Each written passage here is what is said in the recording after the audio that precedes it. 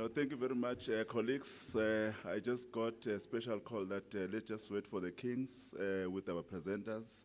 So we'll wait another 5 minutes. And then as our majesties and queens arrive in the room, and then we'll give a sign. Thank you.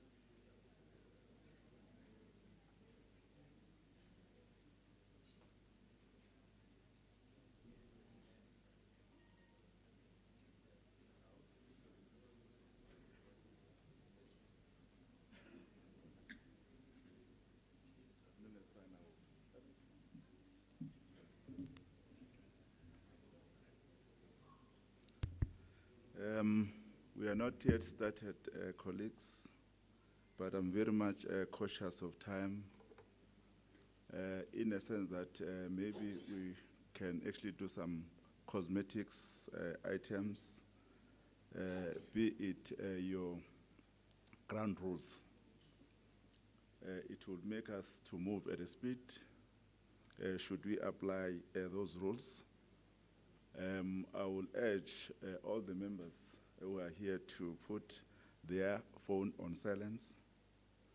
I will also urge all members to avoid the movement while we are in the proceedings. I will urge the members not to sit next to your friend because you might actually have some conversation. I'm also going to urge members who are very much pressed in terms of feeling that you need to boost your energy. You can silently move outside, and then you have your sandwiches and a cup of tea. We'll try our level best to move in a sense that come lunchtime, we'll be almost done, but that it will be based on your cooperation. I have spoken already with my leadership, the deputy chair. We have seen that possibility. So applying the rules, it makes us to move very fast in the program. And I will try to avoid of what happened yesterday. Whoever want to raise a point, you are very much allowed to raise your hand. I will acknowledge those hands. We will make sure that you'll be given an opportunity to give an order where it's necessary. I think colleagues will wait another couple of minutes. I won't say in 5 minutes, but it will be a couple of minutes, and then we wait for our kings and queens to arrive, to enter in the room, and then we'll be ready to go. Thank you.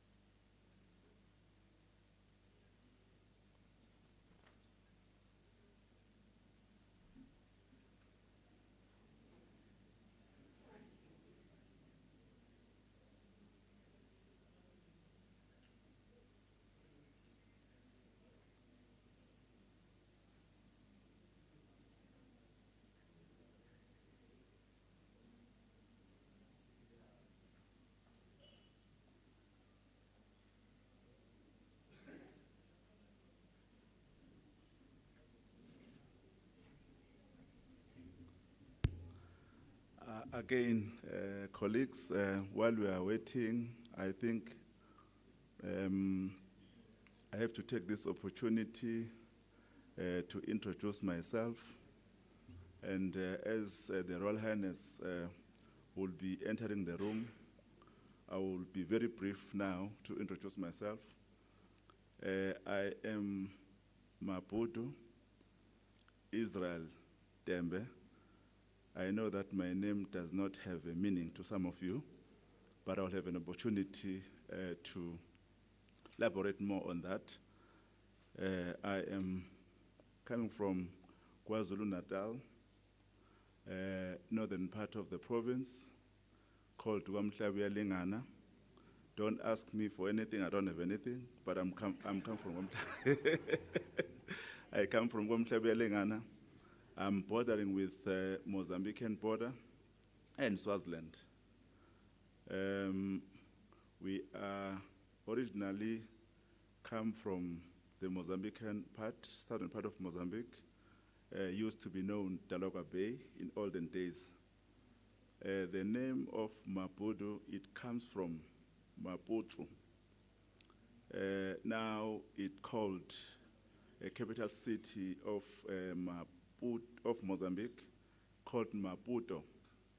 Why Maputo? It was corrupted by the Portuguese instead of Maputo, and then they failed to pronounce it correctly, and then they said Maputo. And then it happened on the other side, where we have migrated to the province of KwaZulu-Natal, or to the Zulu nation, and then it was also corrupted, my original name, to be Maputo, and then I was called Maputo. It's got the influential of Zulu. We will know that it was a colonial in olden days. So some of our land, it originated in Mozambique, in the place called Katembe, the place of Tembes. It was between Portugal and British. They were fighting over this land. And the Portuguese, they were claiming from Delagoa Bay to Port Edward. It's the reason why today in the province of KwaZulu, it's got KwaZulu-Natal. The Portuguese, they arrive at a Christmas time. The Portuguese, Christmas is Natal. So they arrive on the Christmas time, and then they called Natal just to have their landmark. And then Portuguese, they claimed from Port Edward to Delagoa Bay, and then they needed a neutral country to come and resolve that dispute. And then France, they were very friendly to those both countries. And then in a time of the president of France, Marc Mahon, he then given an opportunity to demarcate among those two countries, England and Portugal. And then he took a map that he have identified the middle of this land to be demarcated to Portugal and to British. And then he took a ruler, and then he threw over the land of the Tembe nation. So our history told us that is how we were in Mozambique and South Africa. So that is the longest and short of my name. I am Maputo, but originally I'm Maputo. So it will be up to you to call me at the right original name, or you will have that influence that is on ID. Thank you, colleagues. That was just the information sharing while we are waiting our kings and queen to come to the house. And I can actually call upon anyone who feel you want to share your history. The floor, it can be available for you.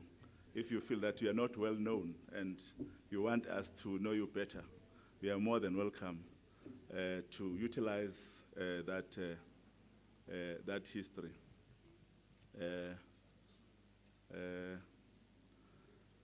Oh, here's the hand there. No, I thought Kgosi will explain the Mikano. Oh. Do you think people will be interested?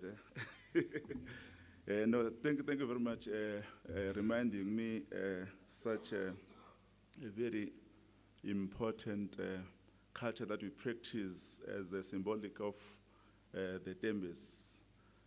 Remember,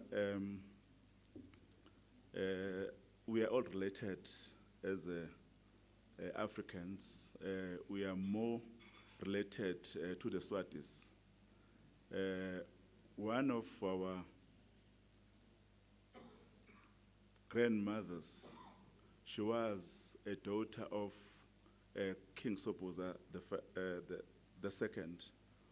She then married to our grandfather, Umsongi, and then he born Ungwanase. Why is Ungwanase? It's because the Swatis, they wanted to have that symbolic of Ngwane. Ngwane, it used to be called Ngwane. So it's the reason why the son of their daughter, it was called Ungwanase. So when we trace the richest history as the Tembe people, there is quite a unique practice that we do out of the amarula fruit. It's quite a long process before we could brew the alcohol out of it. There is quite a process that we practice as a royal family, and Stole, my apology, I'll continue next time. Thank you very much. Can we all stand up, colleagues, and we receive our kings and queens.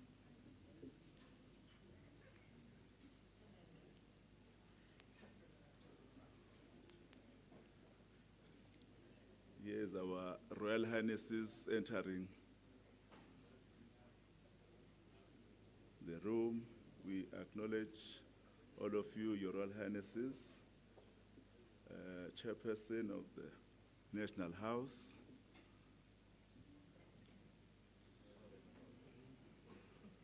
can we welcome them with a round of applause, a warm round of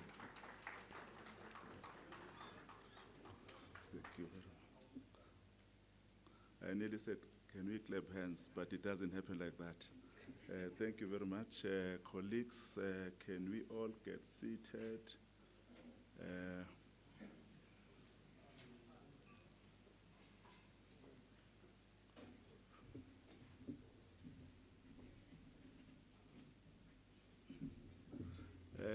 While we are waiting, the Chairperson and the Royal Highnesses, I just utilized that time, Chair, to talk about me, and it was much appreciated. And I got cut as you were arriving. Thank you very much, colleagues. Now we can officially start our program. On my time, it's 5 minutes past 10.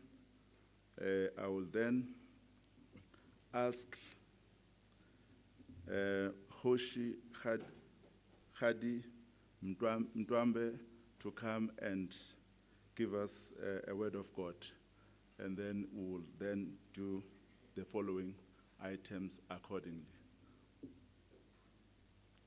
My apology, Kgosi, if my pronunciation, it wasn't really a true reflection of your name and surname.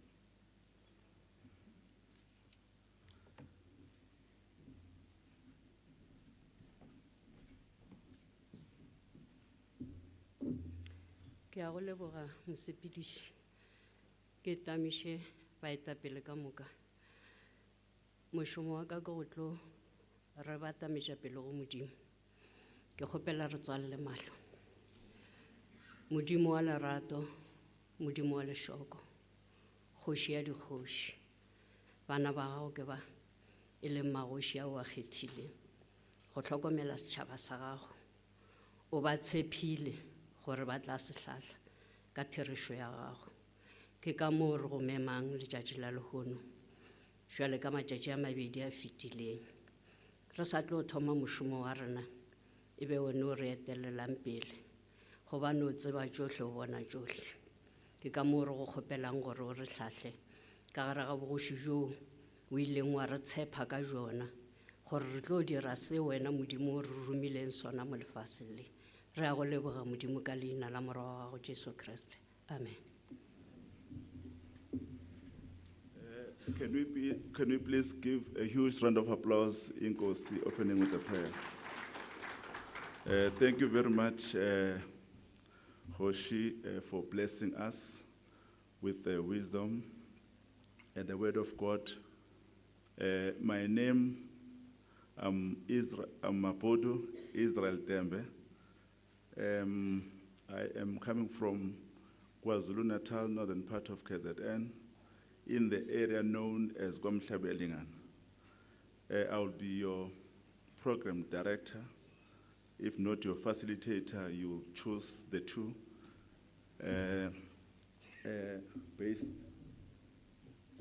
Based on the way I will be conducting this program, I will then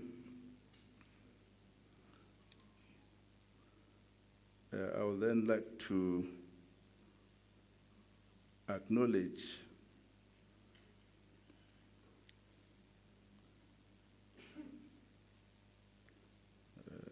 my apology.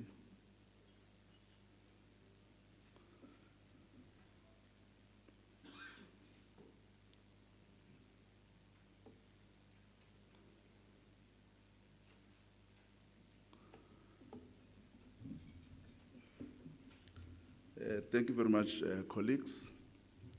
Can I then formally greet Honorable Minister in his absentia, the two deputy ministers in their absentia. Can I then greet the kings and queens who are present among with us. Can I then greet the chairperson of the National House, Kgosi Seatlholo, the deputy chair, Kgosi Mavuso, the provincial chairpersons, the deputy chairpersons in the provinces, members of the House who are present among us, DDGs who are present, DGs, and the whole management present among with us, and our guests who came and visit us today, and the alliances, Rolesa, Controlesa, who are present, NKC among us, and everyone who's present to this particular day. I will then like to welcome all of you. Can you give yourself a huge round of applause?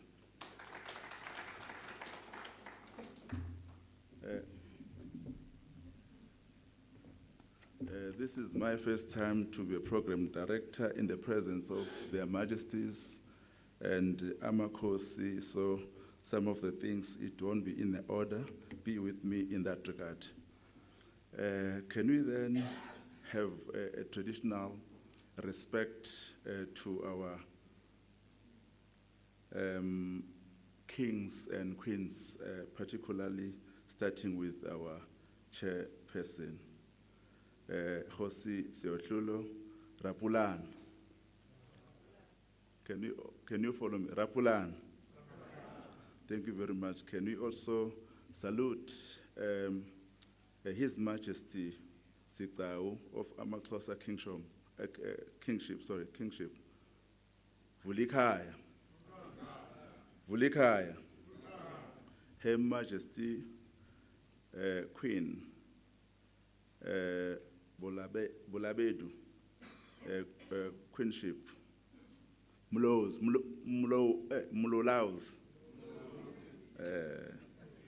Muloloas. My apology. I don't want to act like I'm a white person failing to pronounce our indigenous and heritage wrongly. Her Majesty Queen Manyaku Tulare, Kingship of Tlapohadi. Can you assist in there? Tlapohadi Hasha. Tlapohadi Pasha. My apology in that regard. His Majesty Yabatembu Baserode. Baserode, yes. Dalimvola. His Majesty Morena of Batlokwa. The Homo Morena. The Homo Morena.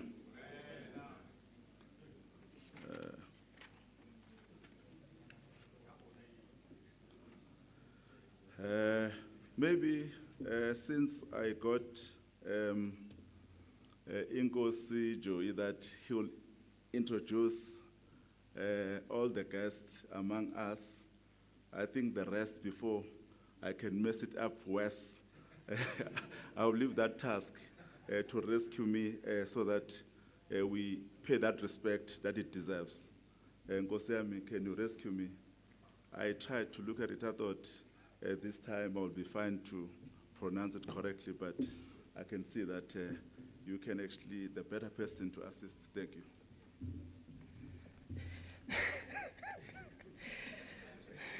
I heard that, Chairperson.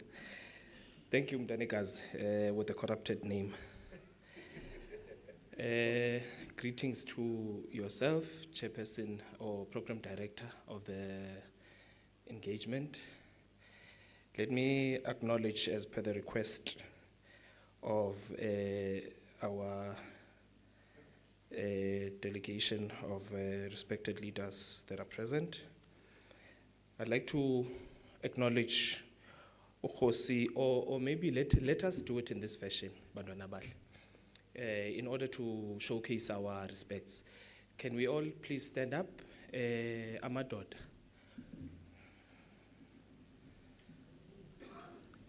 Can you just please stand up, Amadoda? Can the ladies, Mama Bethu Kukugas, can you be ready to do the ululations? Yes, in between. Thank you very much. May we honor and give respect to the Kgosi Seatlholo, who's the chairperson of the National House of Traditional and Khoi-San Leaders, Raplan. Can we honor His Majesty Ukumkani Usgcawu of Wamaxhosa, Avulkai? Can we honor Her Majesty Queen Mojaji the 7th of Bolobedu, Queenship, Molotsi? Her Majesty Acting Queen Tulari of Babedi Kingship, Tlhapohadi, Apa. His Majesty Kumkani Matanzimo of Abatembu Basekhote, Adalmvu. His Majesty Morena Mota of Batlokwa, Bamota, Dikgomo Morena. His Majesty Morena Mobeli of Bakwena, Bamobeli, Dikgomo Morena. Kgosi Ulanga Mavuso, Deputy Chairperson of the National House of Traditional and Khoi-San Leaders, Azul Dumile. Chairperson and Deputy Chairpersons, or let us be seated, please. Thank you. Chairpersons and Deputy Chairpersons and executive members of provincial houses of traditional and Khoi-San leaders, Chairpersons and Deputy Chairpersons of local houses of traditional and Khoi-San leaders, Sinihlonipile. Leadership of Rolesa, led by Deputy President Kgosi M. Masibi. Leadership of NKC, led by the Chairperson, Mr. C. Lefleur. and leadership of Contralesa led by President Kgosi M. Mokoena. We then go on to our guests, whom are Dr. Theo Dejaga, if I pronounce that well, Dejaga. Yache. Oh, right. I'm making mistake. Of the Southern African Agricultural Initiative. Mr. Barant P. Ace of AfriForum. Mr. Jason Kam of Agriculture South Africa. Agri-SA, that is. Mr. S. Mdlalose, National Sales Leader of Old Mutual. Is he present yet? Oh, he's coming. Mr. M. Ntenjane of Minerals Council, South Africa. Okay, you are the one who says we own land on top, you take the bottom. And directors, general, provincial heads of department, and all officials present, you are acknowledged. Diabule, Kgosi Mhlekazi.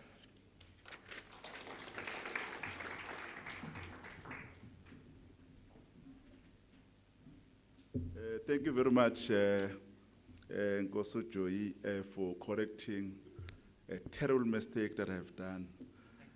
Can we give Nkosi a huge round of applause?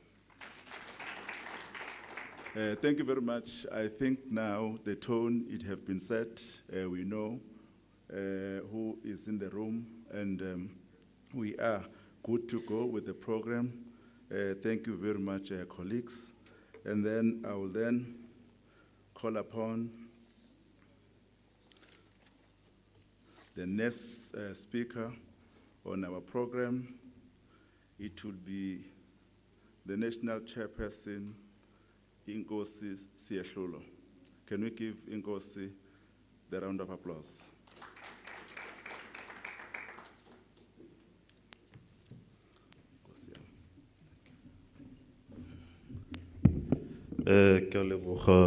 Program Director. You see, Nkosi Tembe, the National House teaches you one thing, that when you arrive here, that where you come from is not necessarily South Africa. I realized even with Nkosi Sandile yesterday that it was a big problem having to announce and pronounce the names. You realize that South Africa is big and there are many languages that one must learn and get to understand. So I think it speaks to what we didn't talk about on Monday, our intention to build a school of traditional leaders so that our children can grow up knowing each other, but they can also learn our different languages from a very young age. And of course, they can intermarry to make sure that royalty is kept within one space. So we hope that at some point, that project can materialize so that when your child or grandchild in Nkosi Tembe and Nkosi Sandile, they can be far better than you in terms of understanding a language. Of course, it's not your fault that you are far away from the rest of the country. So it's understandable. Greetings to their majesties, our honorable DC, the members of the executive, members of the House, our leadership at provincial and national level, the leadership of our organizations that are here, our DDG, I don't see the DG, our DG, our secretary, Mr. Stole, and everybody in the room. Nkosi Joy, can you please join me on stage? I just want to, we are on the third and last day, and primarily we will be talking about business today and what can we do. So I just want to refer back to the discussion that was had. It was not even a discussion, but a presentation by Small Business South Africa. You see, sometimes the Kgosi will come to the National House and their presentations about opportunities. And I got to realize that sometimes we become frustrated that these opportunities are presented, but we don't really know how to get them and realize them in our villages as we would want. Because you see, the responsibility of the National House is to provide a platform for opportunities. It's upon the individual traditional leader to make sure that that opportunity becomes a reality in your own village. So because there was a jam pack of programs yesterday, we could not engage the DDG of small business. What they're essentially saying is that there are opportunities for people who are into small business in your community. But as the National House, we will not go into your community and do the work yourself. So I have called Kgosi Joy, is the chairperson of the Economic Development Committee, to say here is Kgosi Joy, you must bother us. You must start by bothering him first. You must bother us to make sure that you take the initiative of making sure that those opportunities in which the Minister of Small Business has committed, you are able to realize it. It means you have to convene people with small businesses in your community. You need to make sure that their papers are in order, and then you are able to call the Department of Small Business together with the National House through this committee. And I would request Kgosi Joy that our honorable chairpersons, they're able to give us access to provincial houses, particularly the Committee Forum of Economic Development, so that they can implement the program inside the house, because our chairpersons assist with a lot of work, just as in the National House. So through the committee forum that is led by Kgosi Joy, much more details are able to be presented to the chairperson of economic development in our houses. Otherwise, you will never realize the impact or the benefits of the MOU that we have signed if you do not do the work yourself. It's not manna from heaven. We have done our part. You also need to do your part. So I was saying, here's Kgosi Joy. He's responsible for that work. When you live here and you have an interest, please talk to him, talk to the officials. Thank you, Kgosi Joy. I just wanted the members to know who to talk to. Because sometimes you'll see some of the members of the National House implementing this MOU, maybe they're doing projects in the areas, and you'd say, no, so this thing is only benefiting the members of the National House, only to find that the problem is that you are not doing the work yourself. So please, let's make use of that opportunity that has been created by both the National House and the Department of Small Business.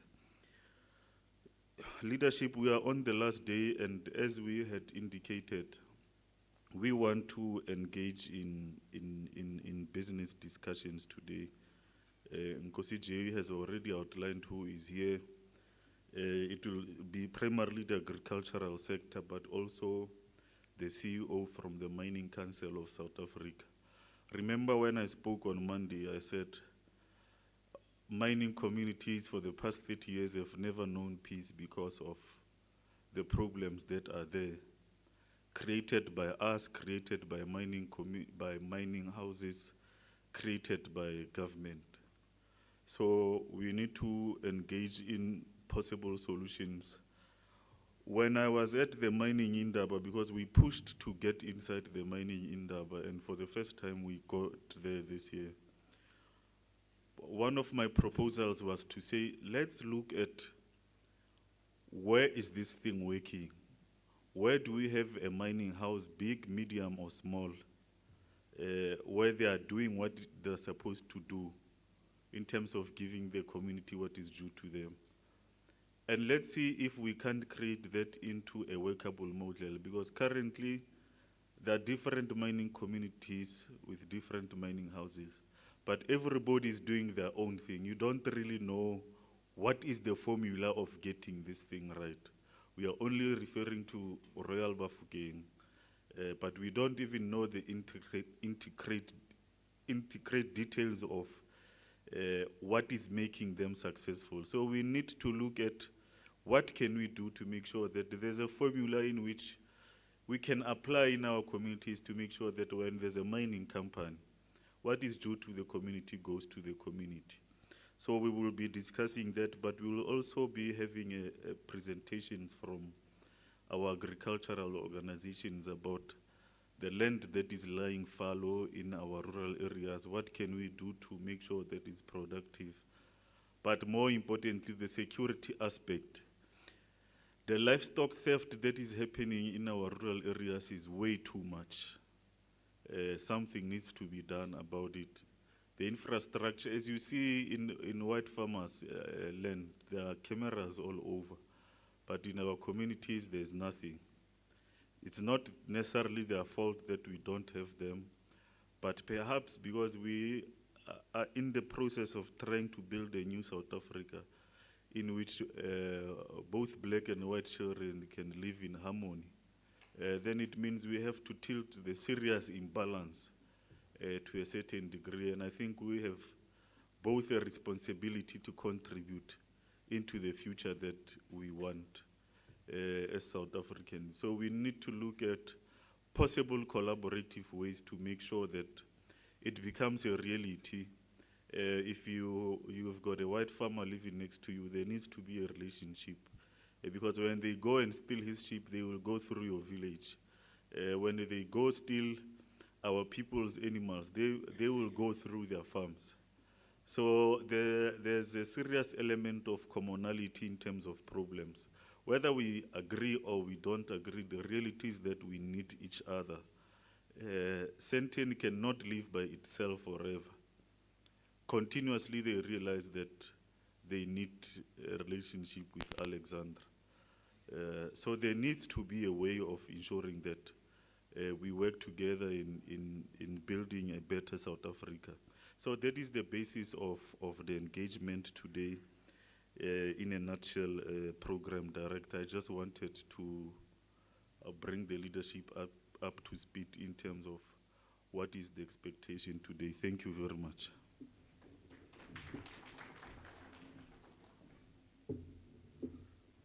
Can we give our chairperson a huge round of applause? Thank you very much, Chairperson, for rescuing me to the head of kettles that I was supposed to pay to the Royal Highnesses with the wrongdoing that I've done. I thought Kgosi Joyi, he was going to pronounce it wrongly, and then we become two on that particular fine. But thank you very much, Chairperson. It is true, it's the issue of the exposure. We not actually did it deliberately. Thank you very much for also setting a tone that today's contributions, it will be more on presentation, of which Kgosi Joyi have done so, to introduce all our guests that are among with us here. I forgot this thing because they are very new to me. So thank you very much, colleagues. We're then going to call upon Minerals Council of South Africa, Mr. Mchenjane, to come and share his story in the mining. Can we welcome him with a round of applause while he's still coming on the podium?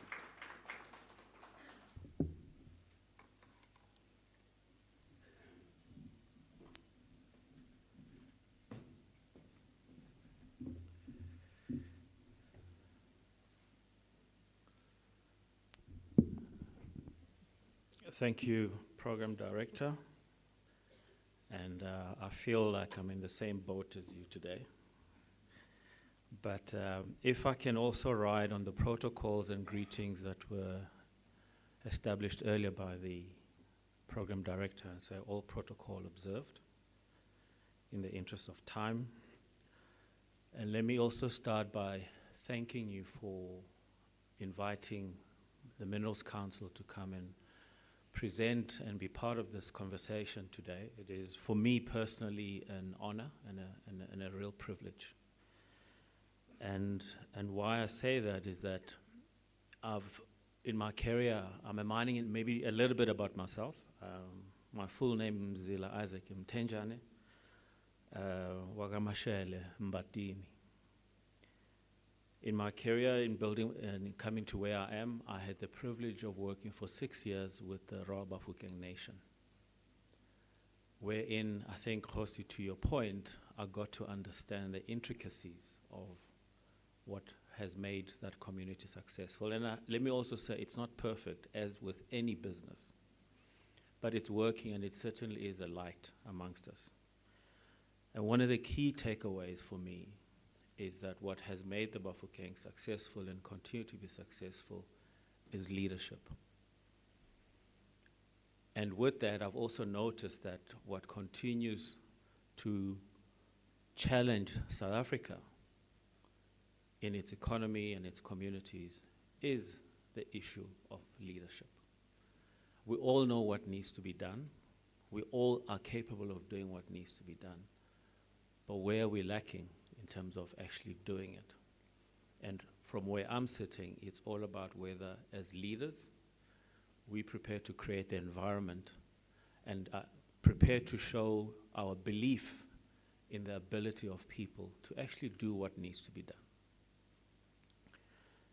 And earlier on in our briefing with Kgosi, I shared the opportune moment we find ourselves today in terms of what's happening globally, in terms of what's happening in South Africa. And it has actually put mining and the Minerals Council in a very fortunate position to actually provide that institutional leadership in the context of South Africa's economy and also in the context of the global mining industry. Mining is a global business. Yes, it happens in our backyard, but it's a global business. And so perhaps let me start by sharing with everyone who the Minerals Council is.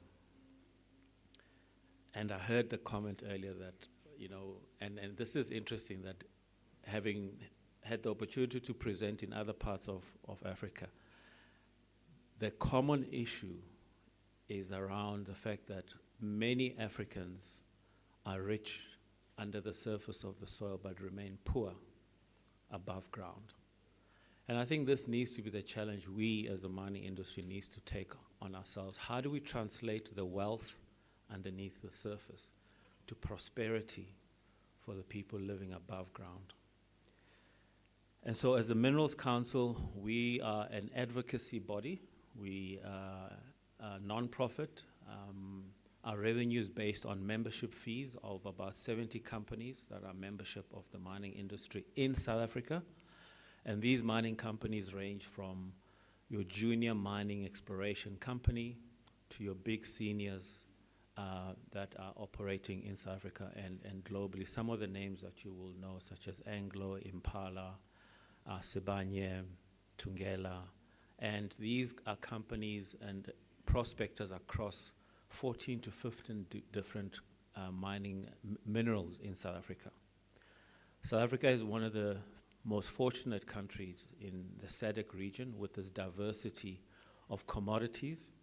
And I think that diversity beneath the surface is perhaps represented again in terms of the diversity above the surface by the leadership that is sitting here. Because there remains 4 primary provinces in South Africa where there's continues to be significant amount of mining activity. We've seen the activity in gold in terms of Gauteng and Free State.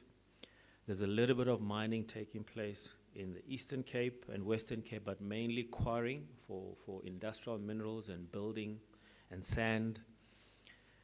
But the 4 primary provinces remain Limpopo, Northwest, Mpumalanga, and the Northern Cape. And this is where the conversation about critical minerals is taking place and will be happening for the next 30 years. Kgosi shared with us earlier that, you know, the gathering today is about a review of the term of the traditional leadership, but also to set the foundation in terms of where to for the next 30 years. And 30 is the magic number for us because for any mining right that is granted, it's granted for at least 30 years. And from that, what we said is we also then need to look at the future in terms of the impact of mining on community over the next 30 years. Not the next 1 year or the next 5 years, which tends to be the political term, but what do we do in the first 5 years that builds for the next 5 years so that in 30 years' time when there's another review, it is actually tangible and we can touch the difference that we have made over the past 30 years. And so in each of those provinces, we acknowledge that there's legitimate traditional authorities and leadership that is present, and it is a community that is a significant stakeholder to the mining industry and to the whole of the economy. But from a Minerals Council perspective, given that we are a representative body of the mining industry, we don't have direct interaction with the institution of traditional leaders. And this is one of the first, and hopefully it's one of many to come, in terms of a relationship from one institution to the other, and the role that we can both play in how we influence our individual constituencies in terms of how they interact with one another. So the contact has been limited and indirect. The primary contact has been with individual mining companies in the individual communities. And so going forward, what I'd like to see is how, as two institutions, we can play a role to facilitate and enhance those relationships of our individual constitutions, both at a national level and particularly at a regional level. At the moment, there has been recent engagement between the Minerals Council and Kgosi, as well as DTA, and these are some of the constituencies, I think, that was mentioned in the opening remarks that are present here today, and these will continue.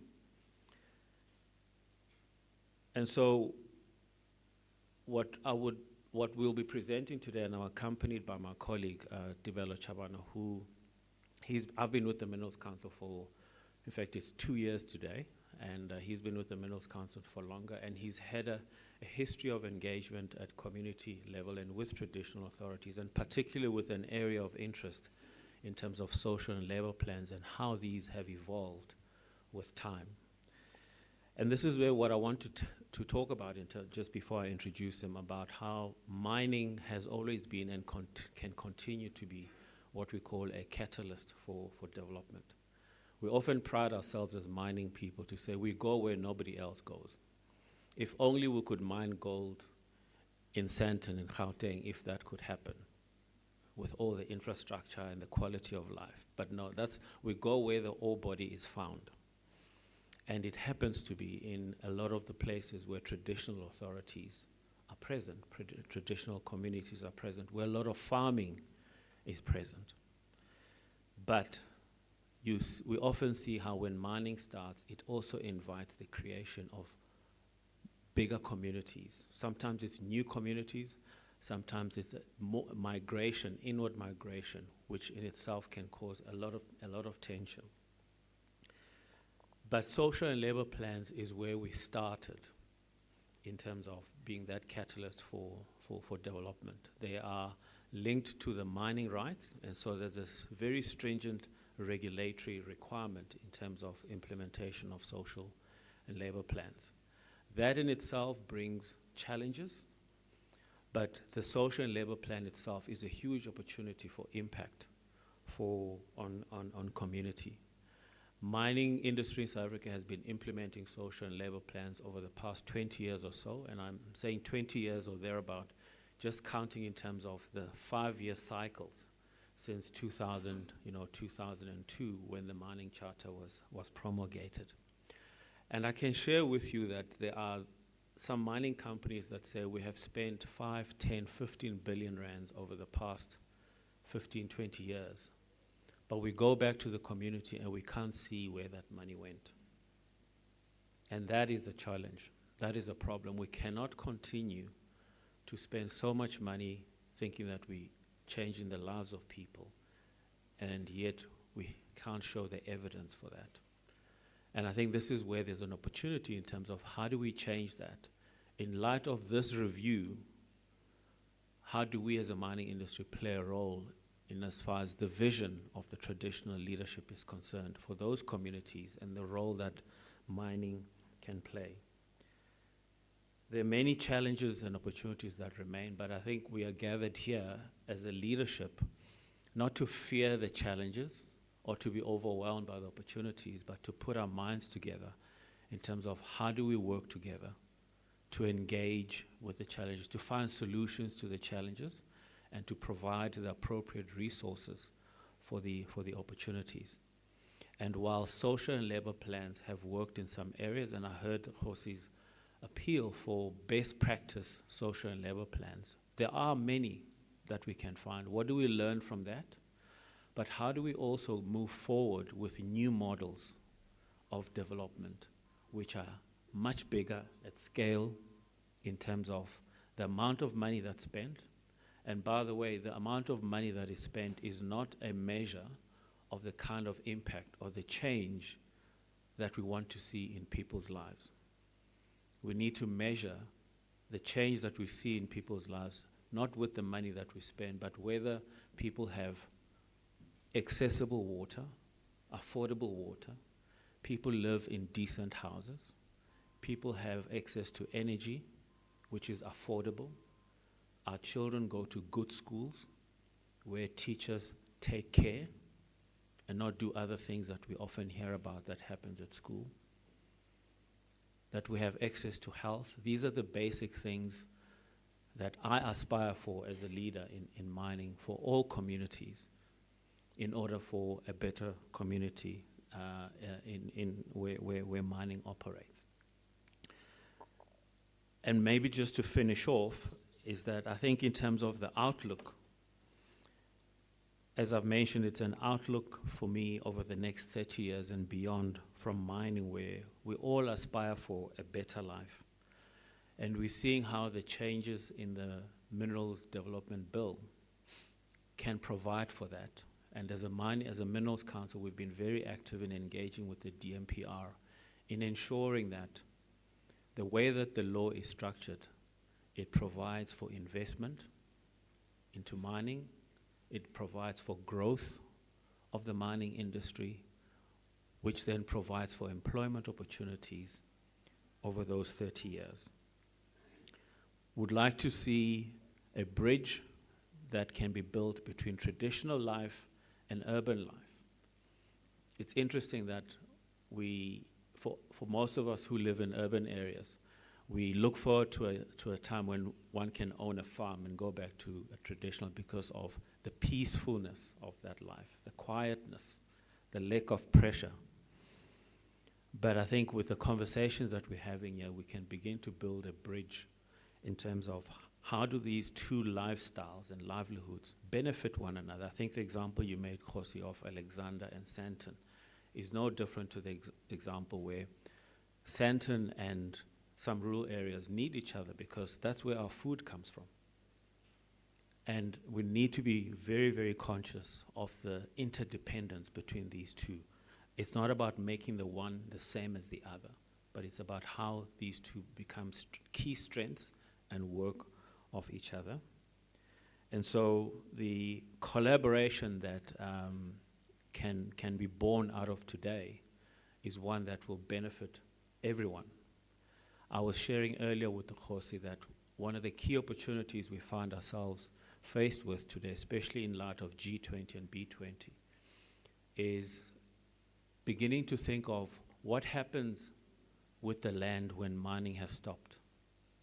Be it after 20 years, 30, 50, or 100 years, what happens to that land? Yes, it can go back to being used for agriculture, but there are many other economic opportunities that can be invested in that can continue to support communities in those regions.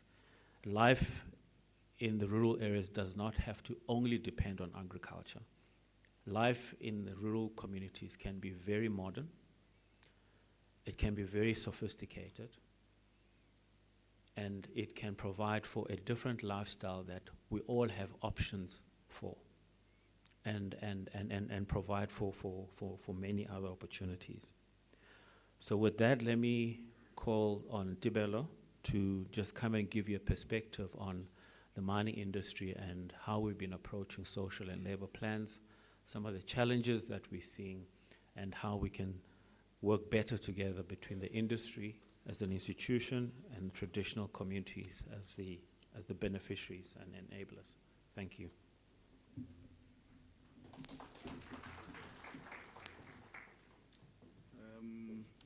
This presentation, it was meant to be 15 minutes. We have already exhausted your 15 minutes. So promise me that you'll do it under 5 minutes, please. Thank you. I will be very, very quick. Greetings. It is also an honor to be on the stage. And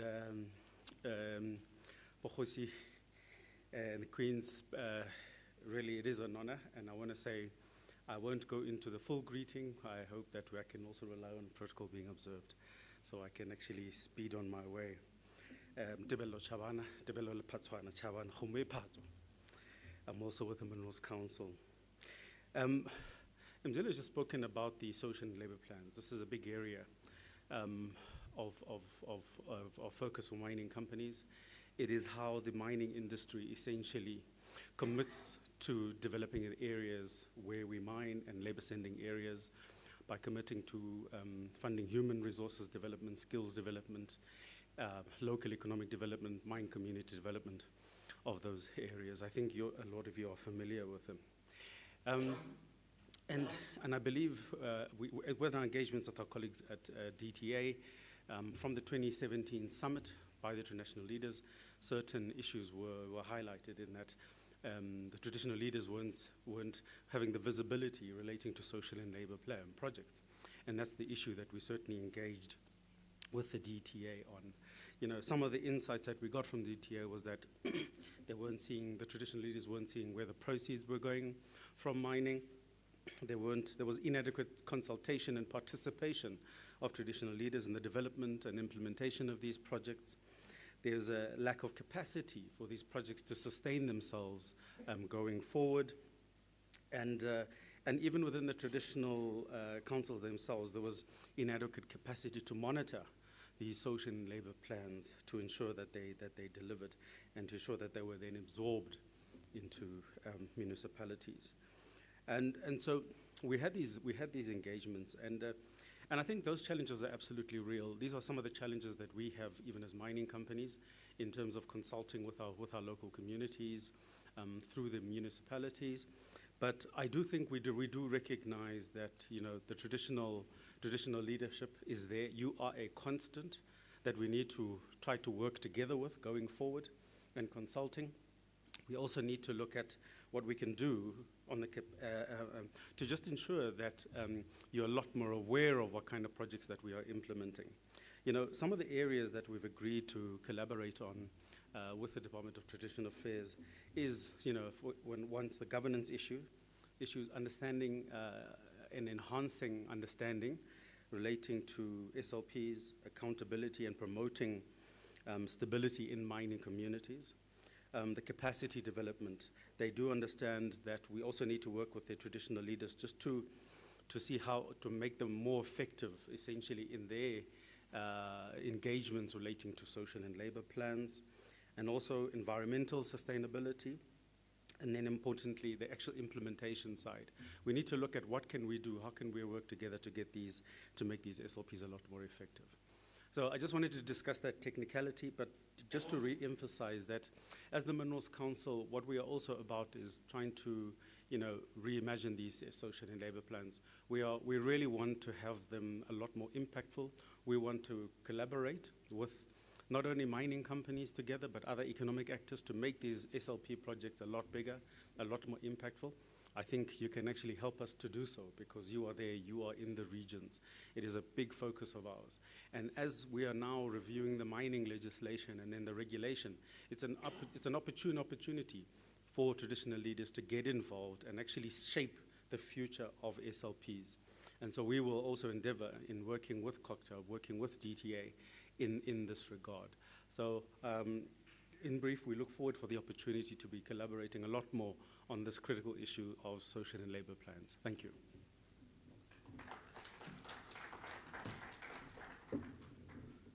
Thank you very much to those two speakers who have made a presentation. They did very well. Can we give them a huge round of applause? They were not aware of time, but they made it on time. Thank you very much, CEO, together with your colleagues. Colleagues, we will take these two presentations before tea time, and then I hope that we are jotting down your area of concern, point of clarity, and so forth. We'll then call upon, or maybe before that, no, thank you very much for a very detailed presentation that you have presented, and very comprehensive with the information that we have shared. I hope when time for question comes, we'll be able to engage you on that. Thank you very much. Can I then proceed by calling Southern African Agriculture Initiative, Dr. Theo, to come and share his presentation with us. Can we welcome him with a round of applause?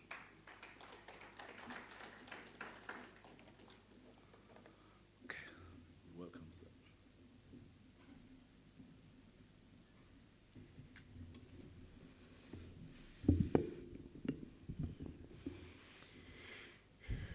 Good morning. If I start by saying all protocols observed, it is not merely to take a shortcut. It is because I'm a bit sensitive about the remarks of the MC that some of us struggle to pronounce the names. But the truth is, if you're Afrikaans speaking like me, our mouths were not made to say some of the sounds.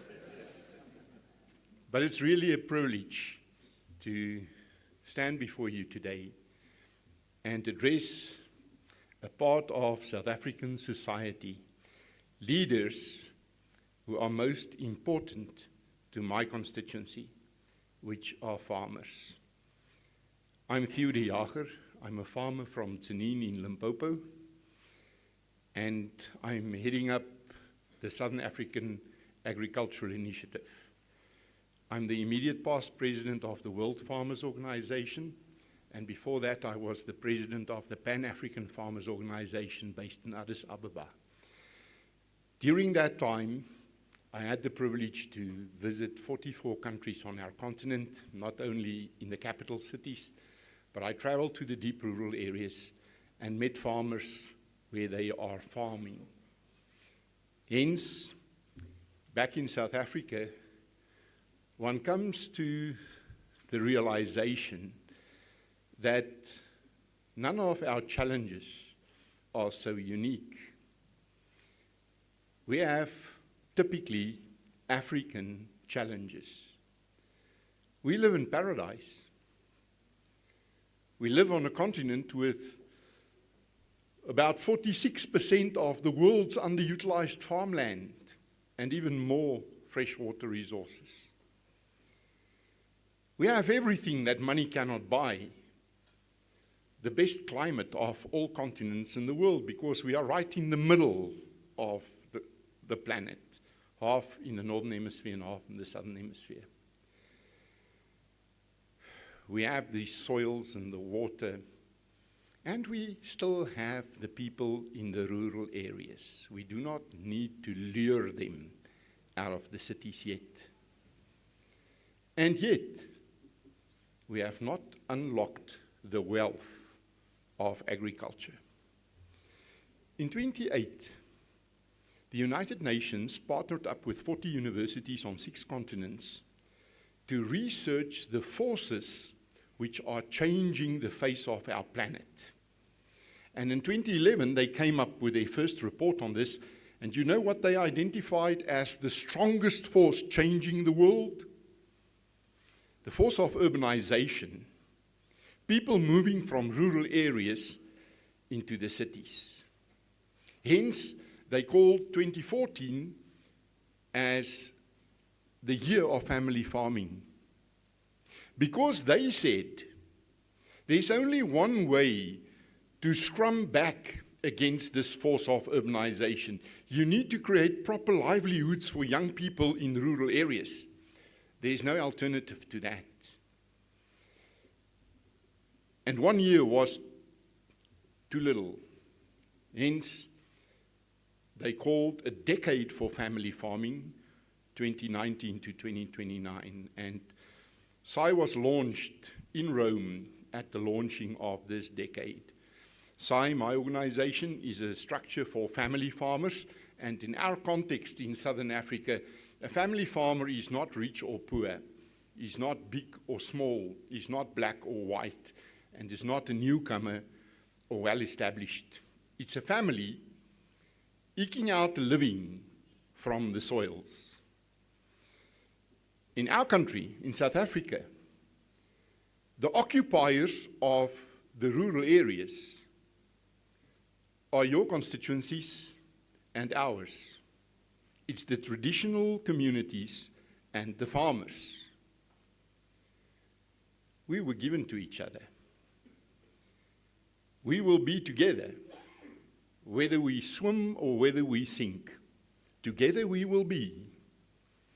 Hence the kind of conversation we need to get done is on how do we fight the war of our generation, which is the war on poverty and hunger. Because we are the last ones equipped to fight that war. If we lose that war in our generation, the next one will forever be too late to win it. Now, I asked permission before I stepped on here to be blunt and, when necessary, politically incorrect. So the first thing I want to state today is that there's only one way to win a war on poverty, and that's by creating wealth. There's no other way. And there's no sector of the economy of South Africa or Southern Africa or of Africa for that matter that can create more wealth in a shorter space of time and on a broader basis than agriculture can. You want to save this continent? You start in the soils of this continent. Because mining and logistics and retail and all the other sectors usually focuses on much fewer people than agriculture can. But then, to create wealth, you need to understand that farms are businesses. There's 1 million miles between land and farms. One of our problems in land reform over the last 30 years is that we've reduced too many farms to mere pieces of land. A farm is a business. It is land, plus investment, plus a business plan, plus management. It's all about markets, because businesses must make profit by selling stuff.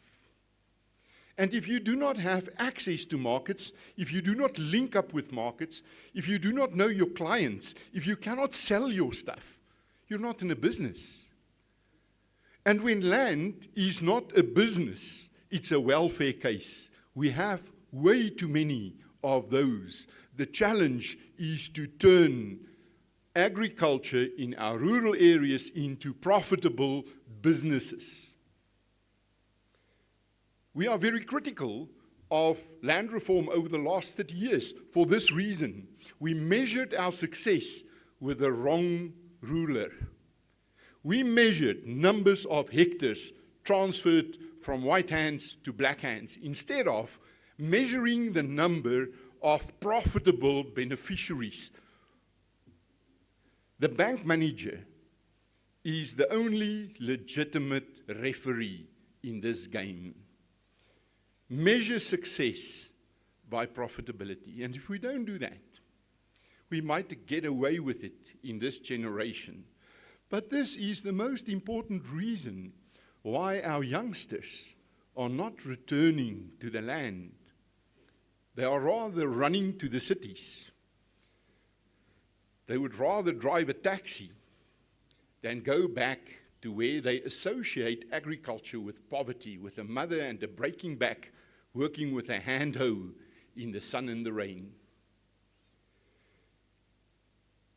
To become businesses, we need to modernize the current paradigm of smallholder farming. By modernization, I mean we must mechanize it. We must commercialize it. We must be able to sell our products not only to local hawkers on street corners, but also in the markets where people in the cities buy their food. Beyond that, we need to be able to compete with farmers elsewhere in the world on the shelves of shops in Europe and the USA and Asia. Now, it's mighty easy to say it. How to do it? This was one of the toughest questions which the National, what would we call it, the National Development Commission had to deal with between 2010 and 2012. 2012, they published the National Development Plan, and Chapter 6 of that plan speaks to this. It said it's impossible to take a whole generation to college or university. It is impossible to turn this thing on its back within one generation, unless you take the shortcut and create partnerships. Hence, in organized agriculture, we raised our hands. I was then the Vice President of Agri-SA, responsible for land reform and farmer development. And we said, we understand the necessity of this. You want partnerships? We are ready to partner, because if you have a partnership between a well-established, successful farmer who compete internationally and the beneficiary of land reform next door, who can piggyback on the experience, on an established brand, on the infrastructure, on the access to the markets, you can do that in one generation. Because by nature, a successful farmer is not groomed in one generation only. Usually, there's a farmer who bought a farm and who spends a lifetime paying for it.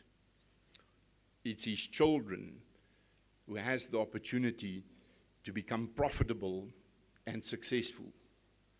And then they say it's the third generation, where it's so easy to lose that farm, because they did not see what it took for grandpa to work this farm and turn it from mere land to a farm. They were not there when it was sweat and blood to make this business stand on its own feet. And it's much, much more difficult for cousins to be partners. Now, there is something about rural people which we have not yet interrogated in our national dialogues. You see, all over the world, whether you go to Russia or Argentina, to Finland, to Kenya, or to South Africa, rural people are usually more conservative than people in cities. Not necessarily politically conservative or religiously conservative, very often that too. Rural people are always more conservative in terms of family values, because a family in the rural areas is a different kind of structure than families in the cities. They still spend time together. They still eat together. They share responsibilities. They are much more serious about heritage, about knowing where things come from. And the horizon is seldom the end of a next financial year. They plan for a next generation and the one after that. Now, I know as traditional leaders, you understand this kind of language. You are in that game too, as much as we are as family farmers. But it's not a given, it's not guaranteed that this kind of structure will survive, especially given the strength of these forces of urbanization. And this is why it is so important for us to see that a class of profitable black farmers emerge. If nothing else, history will judge very harshly on us for not having achieved this in the last 60 years. And I hear you, the issues of safety, camera systems, integrated with artificial intelligence and satellite technologies, which makes it increasingly difficult for crime on farms, and that the focus of crime is moving into the traditional areas. But also on that, the opportunities to partner up are vast. In SAI, we do not have affiliations. We have partnerships, partnership agreements.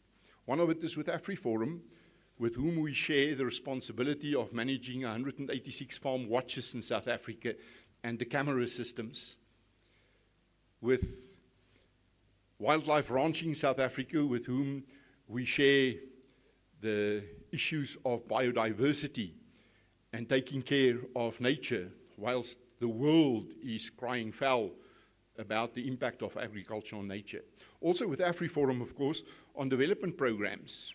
We have partners in these development programs with Kgosi Maroka of the Barolong Boseleka, with Kgosi Zwelantandu in the Eastern Cape, and a number of other communities, with the agreement that we will measure our success in terms of the profitability of the projects, not the scale of it, not the number of hectares, but the profitability of it. Because our ambition, and let me be very clear about that, our ambition is not just to persuade more youngsters to remain in the rural areas. We want the brightest young minds to choose the life in the rural areas, because it takes brighter people to make it work. Not only for the sake of the rural areas, for the sake of the cities too. Because everybody needs to eat 3 times a day. We're in the right business. Our business will never run out of market. And of course, we need to do it in a political environment where policies are not conducive to profitable farming.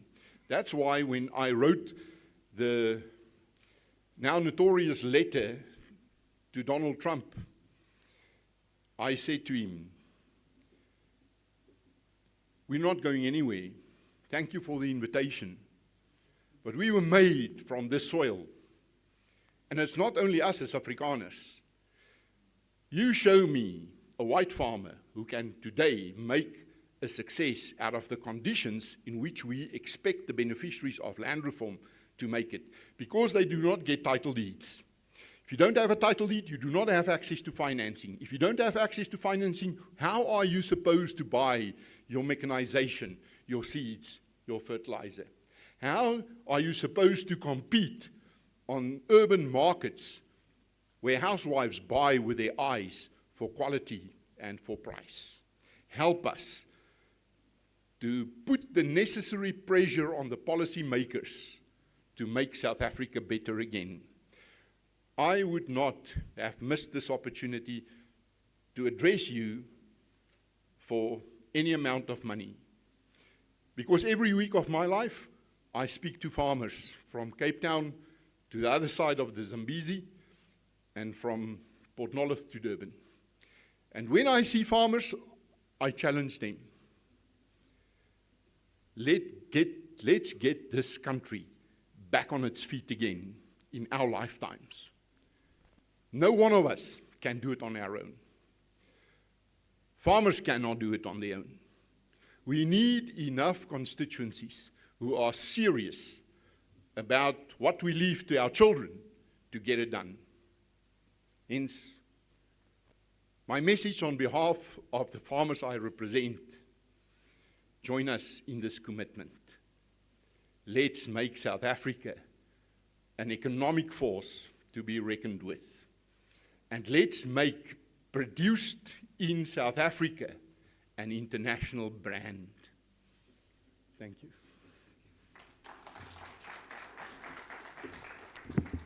Thank you very much, Dr. Theo. As I was standing next to you, it was a point of caution that your time, it was actually finished at that time, and you were over with 6 minutes. But I'll make sure that as you'll be answering questions, I'll manage your time there. Thank you very much, colleagues, with those two presentation that we have received. Can we give them a huge round of applause? Okay, now we will give an opportunity to our colleagues to ask the questions that you've been taking them down as they were presenting, and then after that we will give it to them to give some answers of what you're going to ask. And then the order, it will be this. I'll take 5 questions, and then if there will be, I'll take 5 questions, and then they will answer those questions. I'm avoiding to take 10 hands at a go, because you will find that number 9 and number 10, he will say, as number 1 have said that, I concur with him, so I'll avoid that. So I'll make sure that I'll take 5, and then I'm hoping that I'll have a quality questions that will cover the rest. But if there will be pressing issues after that, yes, I will actually going to give an opportunity to make sure that we are not losing such a very important questions. I'm seeing, okay, avoiding the mistake again, leadership. I'm not going to call Kgosi by name and by surnames because I'll do the very same mistake that I've done. So I will point leaders as they are seated. But I've seen Kgosi Mabalane raise his hand. Next to him, I'll take as number 2, and then I'll take my leadership as number 3, and then that will be number 4, and then that will be number 5 for now. And then if you are not covered with those questions, and then I'll take the next set of hands. Thank you. Can we then follow that pattern, please? Thank you, Director.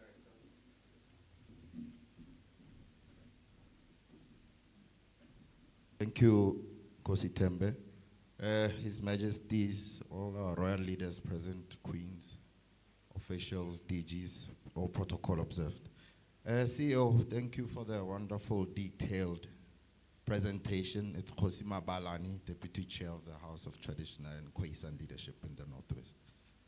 Firstly, let me applaud. I was impressed seeing your vision here online with the milestone. You actually have a decade long of a milestone with the names changing of the council. But maybe also to say, it was quite disappointing when I heard our Honorable National Chairperson saying, for the first time since '94, the National House was accepted at the mining in Daba. That's quite disappointing.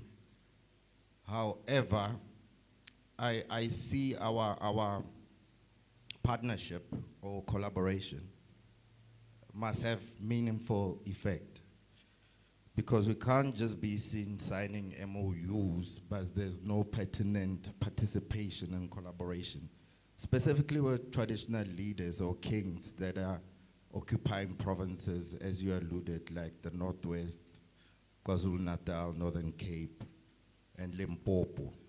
However, I envisage this relationship to be more deep and profound with regards to, I'm looking at your board here of governance, and it's just champions of industries.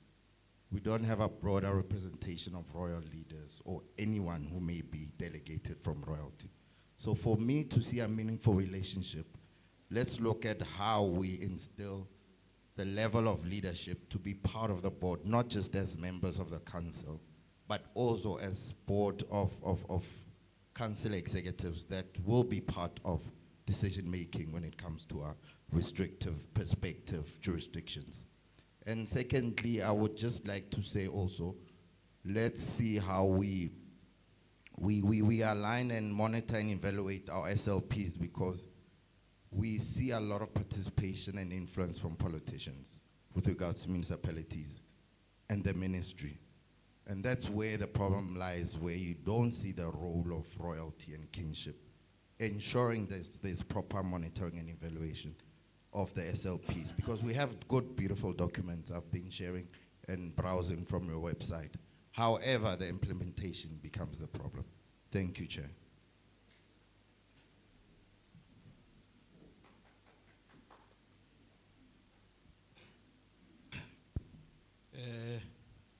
Thank you very much, Program Director.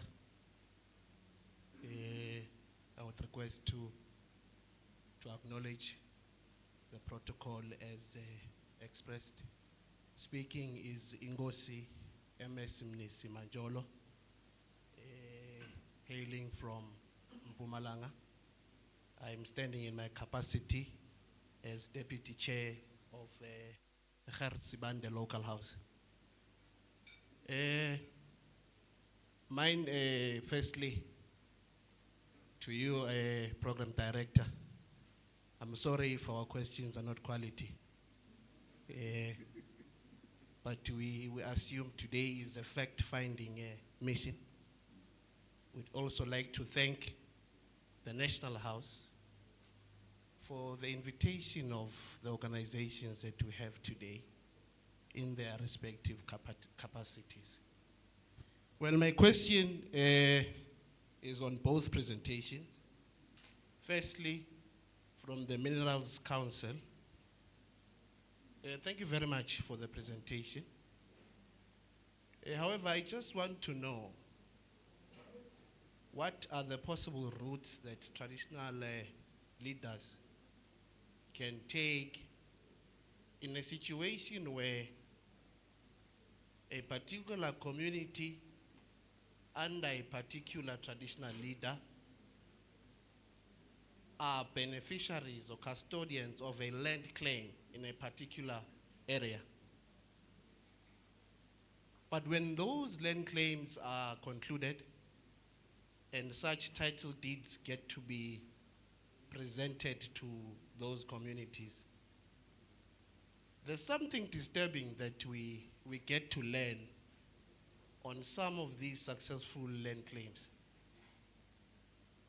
To be exact, we are beneficiaries of a land claim that on the very title deed of that particular piece of land, it is expressed that the mining rights of that particular land or piece of land belong to a company that's probably 100 years old today. But our understanding from legislative frameworks of DMRE, a company can only have a mining permit for about 5 years and it's renewable. But this company has not been mining for the past 100 years.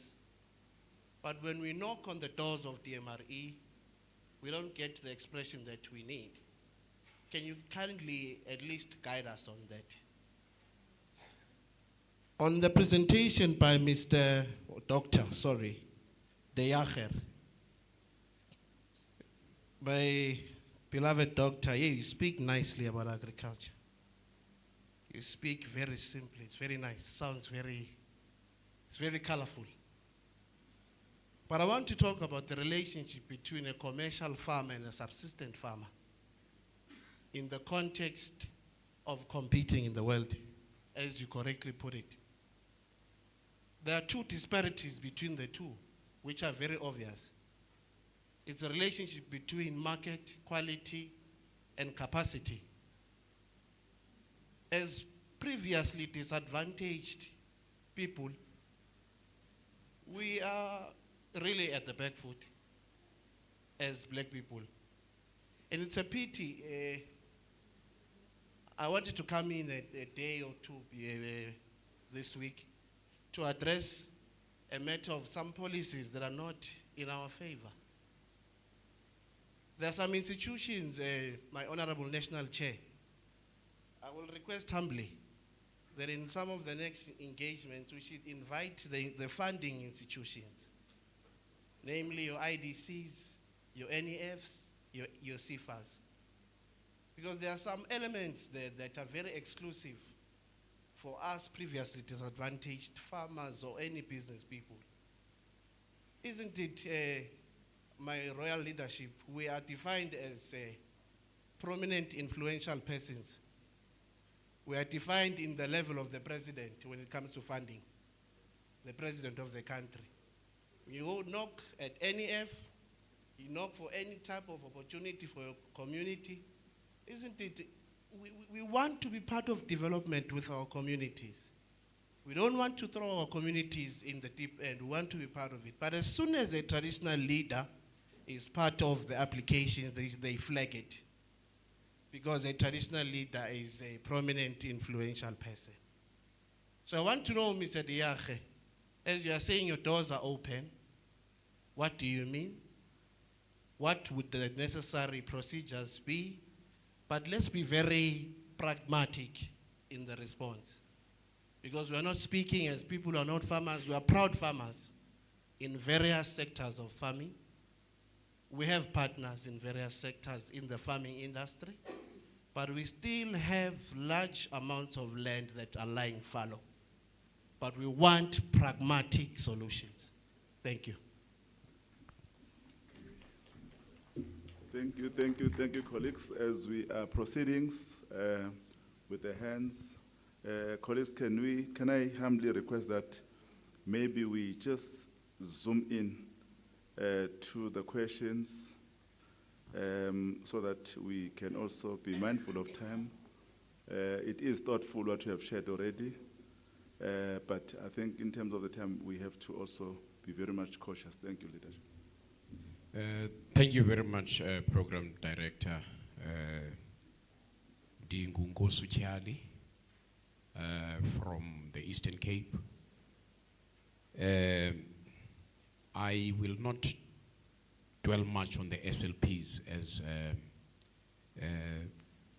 Kgosi has spoken, because the biggest challenge that we are having is that whenever the mining houses are taking these social labor plans or projects to the communities, especially us in the Eastern Cape, because we benefited because of the labor sending areas. What happens there is that they only go to municipalities. Yet when those migrant workers were coming to work in the mines, they were recruited through Kgosi. But now, because this is benefiting, or it's money or projects that are going to be able to change the lives of the people, traditional leaders are put aside. And all those projects now end up replacing the ones that municipalities were supposed to be doing. And that money that was supposed to be doing that goes where we do not know. So we request that the Mineral Council really works with the mines to ensure that traditional leaders become part of the implementation of the social labor plans. The other issue that is a big problem is the issue of illegal mining, where traditional leaders are disregarded and you just see people coming with mining permits. The law is very clear, but DMR issues a license without the consent of the community. And there is nothing you can do because they just tell you that there was an advert that was put and nobody contested or objected to it. At the end of the day, people look at us as traditional leaders to say, we are the ones that are selling their minerals to people they do not know. So, can you please assist us, or might, if I put it in a question, what is it that can be done to ensure that the illegal mining is really dealt with? Because if even you go to the police, they tell you about green scorpions, which are based in Pretoria, and illegal mining is happening down in Tsolo. Kgosi.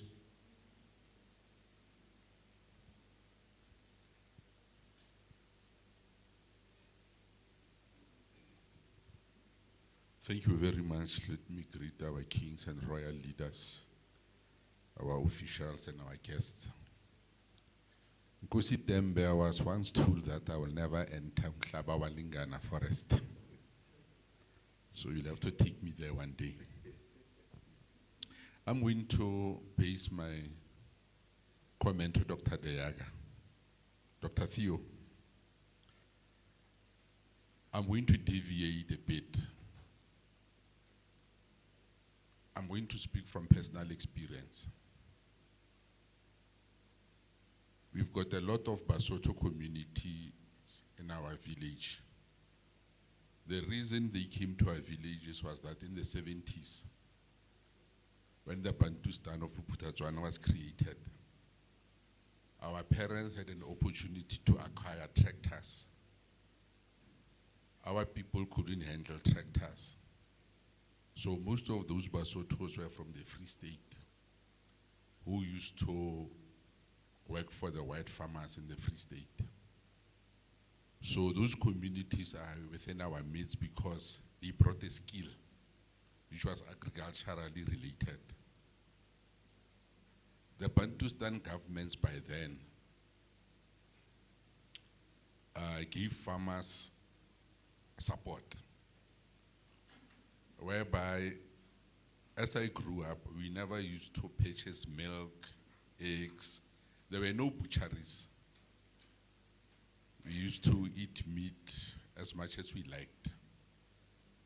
But as somebody who holds a PhD, I think something terrible happened to the psychology of us black South Africans. Thabo Mbeki once said that there were Zimbabweans residing in Cape Town who were professionals, teachers, doctors, nurses. There were a farm which was lying fallow. And then the farmer said that the soil is tired. And those Zimbabwean professionals just went to look for cattle manure. And they put it into that field. And they began farming, and the farm thrived. Back to the example I gave. And then President Mbeki said that there's a difference between South African and Zimbabweans in relation to the relationship they have with the soil. Going back to my high school years, that's why I said we need psychological help. Maybe we were damaged, like you said, generations. Like a farm needs 3 or 4 generations to be successful. Whilst we were in high school, doing agricultural studies and history and biblical studies was frowned upon. It was done by those people who wanted to have a matric certificate at all costs. But those who wanted to study maths and science, they were a tiny minority. And people were looked down when they studied agriculture. Even in our families, when you got punished, we were told that you must go and take care of the garden. So I think the psychology of the African people was damaged by your people, partly, the Voortrekkers and the Afrikaners. I think maybe it's payback time. I also happened to visit Australia. The former district mayor of our district wanted to resuscitate all the former agricultural projects in his district of Ngakamudiri Mulema. So when we arrived in Australia, through that visit organized by the district mayor, I expected to see white Australians, not Aboriginals, white Australians owning those farms.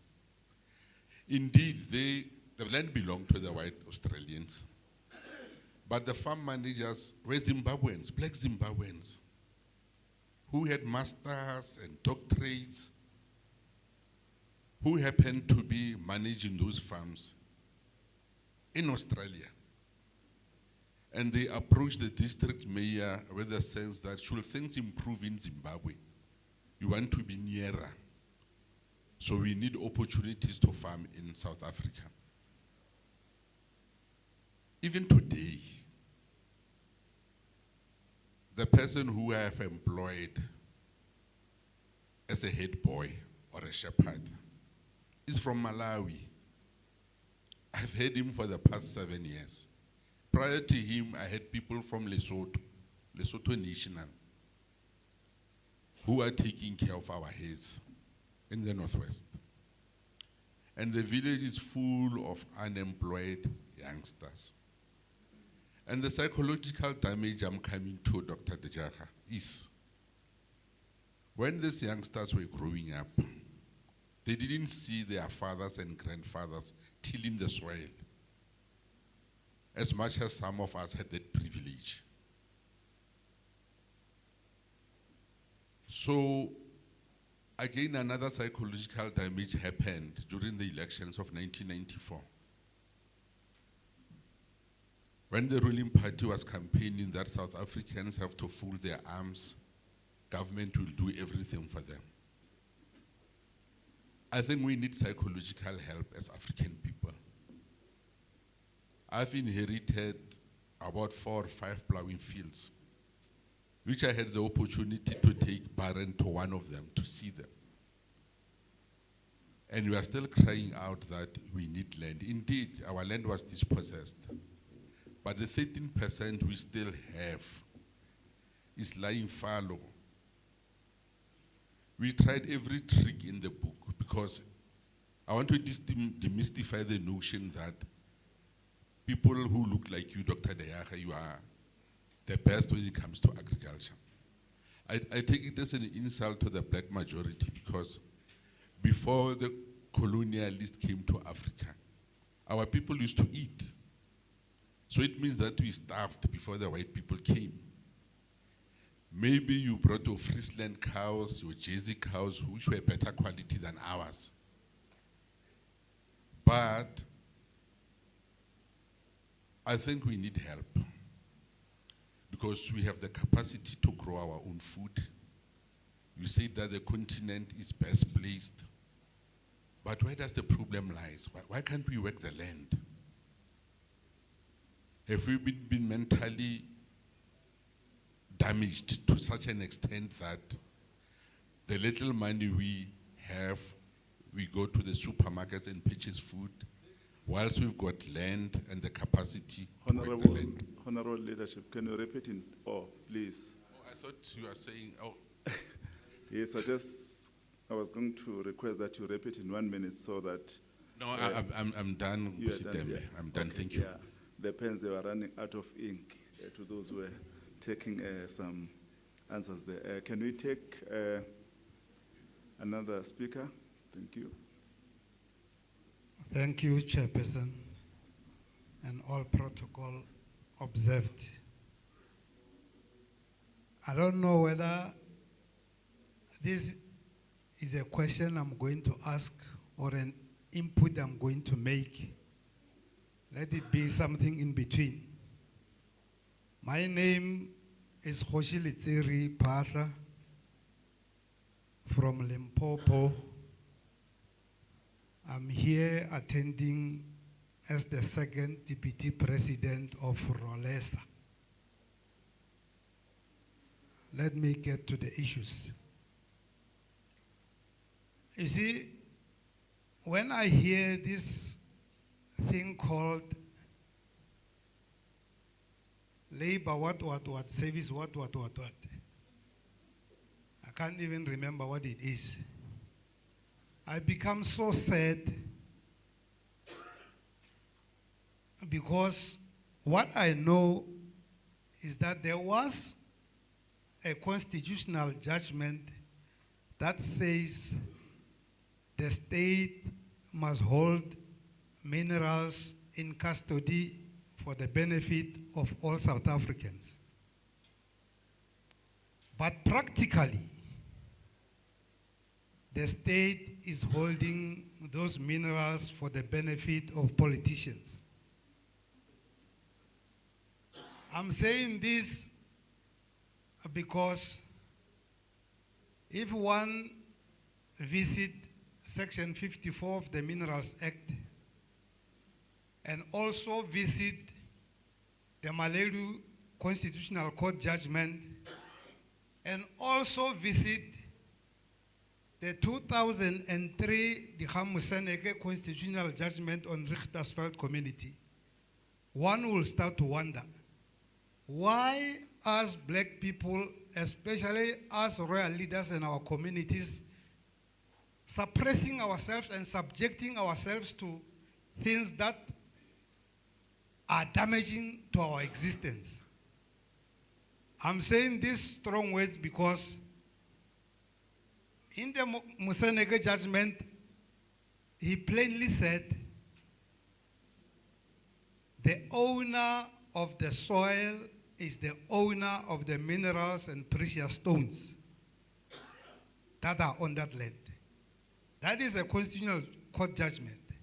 And the very same constitution, I remember Agri-SA in 2013 tried something. Unfortunately, they couldn't succeed. But it's something in relation to that. Why are we not negotiating to be beneficiaries of these mining companies instead of just receiving monies to build roads and schools and clinics, while someone is leaving our area with billions of rents from our own minerals? And we are sitting here quietly not doing anything. Because that Maseru judgment said we must be consulted. That section 52 says we must be consulted. We are not only consulted to request them to build as schools, blocks, and whatever. We must go there and negotiate for the real value of what they are doing there in terms of business, which are the shares in those companies. In fact, those communities who happen to be lucky to have mineral deposits should be not only less than 40% of those companies that are mining in their areas. But we are not saying anything, and we are allowing them to rape our land and move away out of our areas with billions and billions of rands. We're just hearing the smell of minerals passing by while we remain poor as royal leaders in our communities. Something is very wrong with us. And I heard my national chair saying that in most cases, we are the ones to blame for not taking action on issues that are of ramping. And that is why during the national dialogue, we proposed in the Land and Environmental Justice Commission to say it's best that we call a referendum on the custodianship of minerals by the state. In that way, South Africans, and mostly those in rural areas which constitute a majority, could have done something if we happen to convince other South Africans to look into this matter of custodianship with another eye. All I'm saying is that let's not negotiate only for those school blocks and clinics. If you are lucky to have those deposits in your land, go in and negotiate for the shareholding of those companies, and a sizable one for that matter. We can't talk of a rural economy uplifting while we have natural resources that are left there by our ancestors and always come to meetings and complain about rural poverty, while we have all the riches on our lands, all I'm trying to say is let's change the way we approach things as royal leaders and communities that own mining deposits.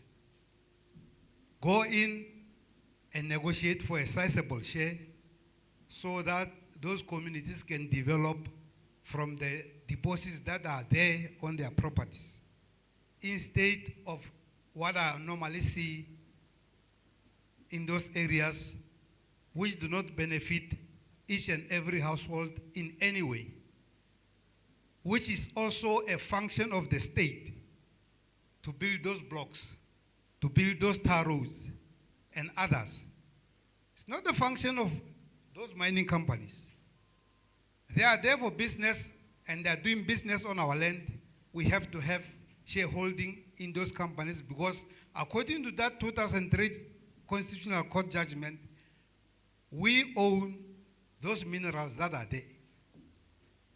So I was directing this input to the CEO because according to them, as advocacy group, they should be interfacing with us and advising those communities that have the lack of having those minerals to say this is the best way to go, instead of also aiding the politicians who are abusing the system and having those shares that are supposed to be held by our communities to enrich themselves and continue those foreign companies to get filthy rich with our mineral deposits.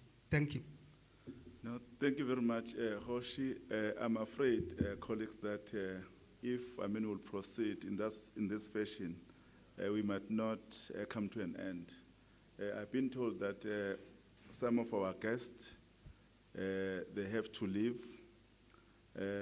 Maybe they will leave before we could actually take all questions. Can we then maybe give it to them just to answer those particular questions that we have asked, and then we'll see whether are we not covered. If we are not covered, and then we'll give just a few minutes to cover those pressing issues. But in manner in which we are conducting this session, I got a gut feeling that we might not come to an end of this program. So let's just try to the next presenters to be short as possible. And then we also zoom in, or to be precisely to those pressing issues. I think at the end of the whole program, we'll be able to have an access to this presentation. So I think we'll have time to engage, to further engage into it. Thank you. Thank you, Chair. And noting the time constraints, I'll be quick. I think I'll note the contribution from Kgosi Mabalana from the Northwest Province in terms of, I think, meaningful engagement with traditional leadership, particularly at a very important platform like the mining endowment. And I think it was great that there was access and participation this year, and this is something we will, in our own way and engagement with the organizers, make sure that I think there's continued participation. And as far as the governance of the Minerals Council, the membership is for those that actually own and run mines. And so I'm not going to be able to commit anything from this platform in terms of your suggestion of a way of maybe providing participation of, I think perhaps you're speaking not only on behalf of this community, but there may be other important stakeholders who would like to have some degree of influence. So that's something we can look at. And the point, I think, is well made from various contributors in terms of, I think, what needs to be an active and very important participation of traditional communities, speaking broadly, in evaluating and not only the performance of social and labor plans, but I think it starts with what goes into a social and labor plan.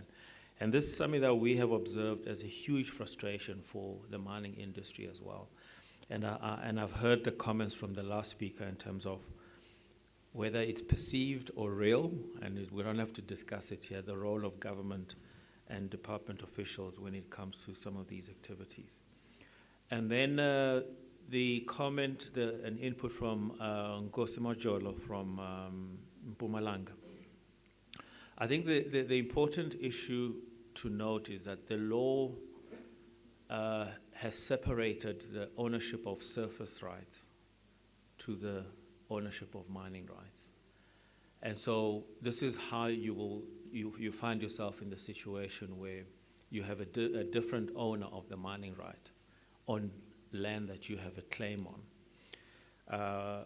But before any mining can take place, there needs to be a discussion with the owner of the land for the right to access that land. And to a large extent, you'll find that a lot of the miners will enter into a long-term lease agreement for that surface, or sometimes they buy out the land. And the buying out of the surface usually takes place on a commercial basis, particularly when it comes to farming land. So the farmer will decide, I will rather sell my land rather than lease it. From a traditional ownership of land perspective, you could do the same or enter into a leasing arrangement. But I think the important thing is that there's been a separation of ownership. And I think this of surface rights from mining rights, and this is where the comment that was made by the last speaker comes in terms of that's where the custodian of the minerals then goes to the state. And the comments that were made in terms of how then do the benefits from mining flow back into that community becomes a very important conversation. And it's a longer conversation, which I cannot speak about here, but it is actually a real issue which is coming up also in the similar conversation in terms of how municipalities are funded to be able to make a difference where people live and work. And I've also noted your comment around relationship between commercial farmers and subsistence farming. I'm noting it because it's something that we from a mining industry also have an interest in, because I think there's a positive role that we can play as a mining industry.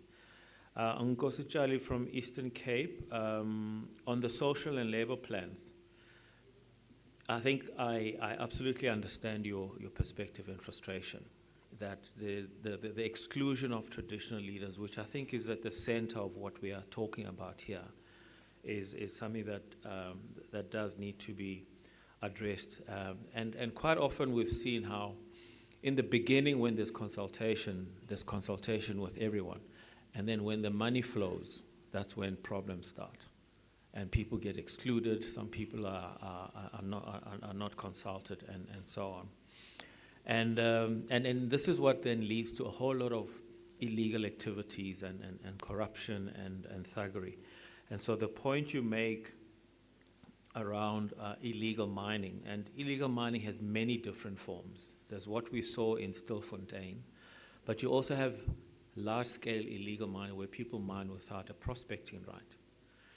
And so I think the process of issuing of prospecting and mining rights is important, and I think it's something that we'll need to look at in terms of what that communication looks like in as far as ensuring that communities who may be at a disadvantage in terms of access to communication systems are not excluded.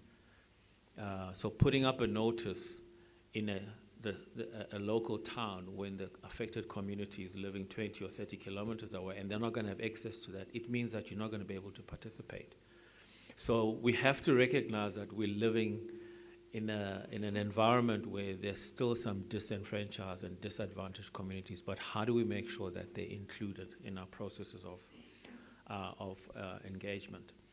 And then Kgosi Letere from Limpopo, I think I've heard your comment around the need for more assertive engagement of traditional communities when it comes to mining rights. But it goes back to the point I made around understanding and appreciation, the separation of mining rights from surface rights, the custodian of the mining rights by the state, and the very expected benefits of how the mining of those minerals comes back to the development of that community, whether it's the mine itself, investing and working with communities, or for all of us, it's the taxes coming back to be invested back into those communities. And so the issue of consultation, I think, is one big message, Kgosi, that I'm taking away from here, and we'll certainly do something about in engaging our members. Thank you. Can we give him a big round of applause? May I then call upon Dr. Theo to come and respond as well? Can we welcome him with a round of applause as he's coming to the podium?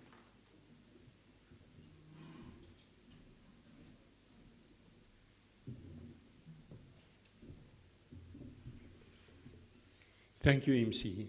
Thank you for all those who asked the questions.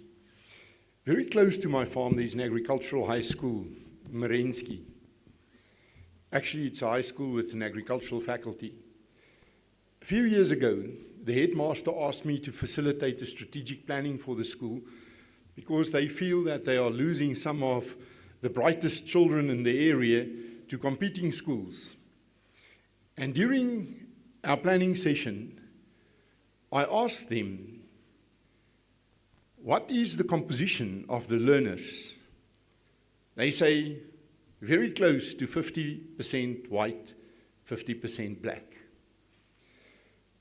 I said, but then, being the only agricultural school in the area, you must be able at least to lure the brightest young minds from the beneficiaries, because in our district, way more than 50% of all the farms have already been the subject of land reform. They said, no, we do not have black children taking agriculture as a subject. I asked, but why? Why would that be? They said, maybe we must design a questionnaire and find out. So we did. And when the answers came, the black children said, we were sent to this elite school to become lawyers and architects and engineers, definitely not farmers. The white children said, we are studying to become lawyers and engineers and architects so that we can earn enough money to buy a farm and get farming. Now, the cost of land in my area is more or less 15,000 rand per hectare. Once you've cleared it, the price doubles. Because it cost you 15,000 rand a hectare just to clear it.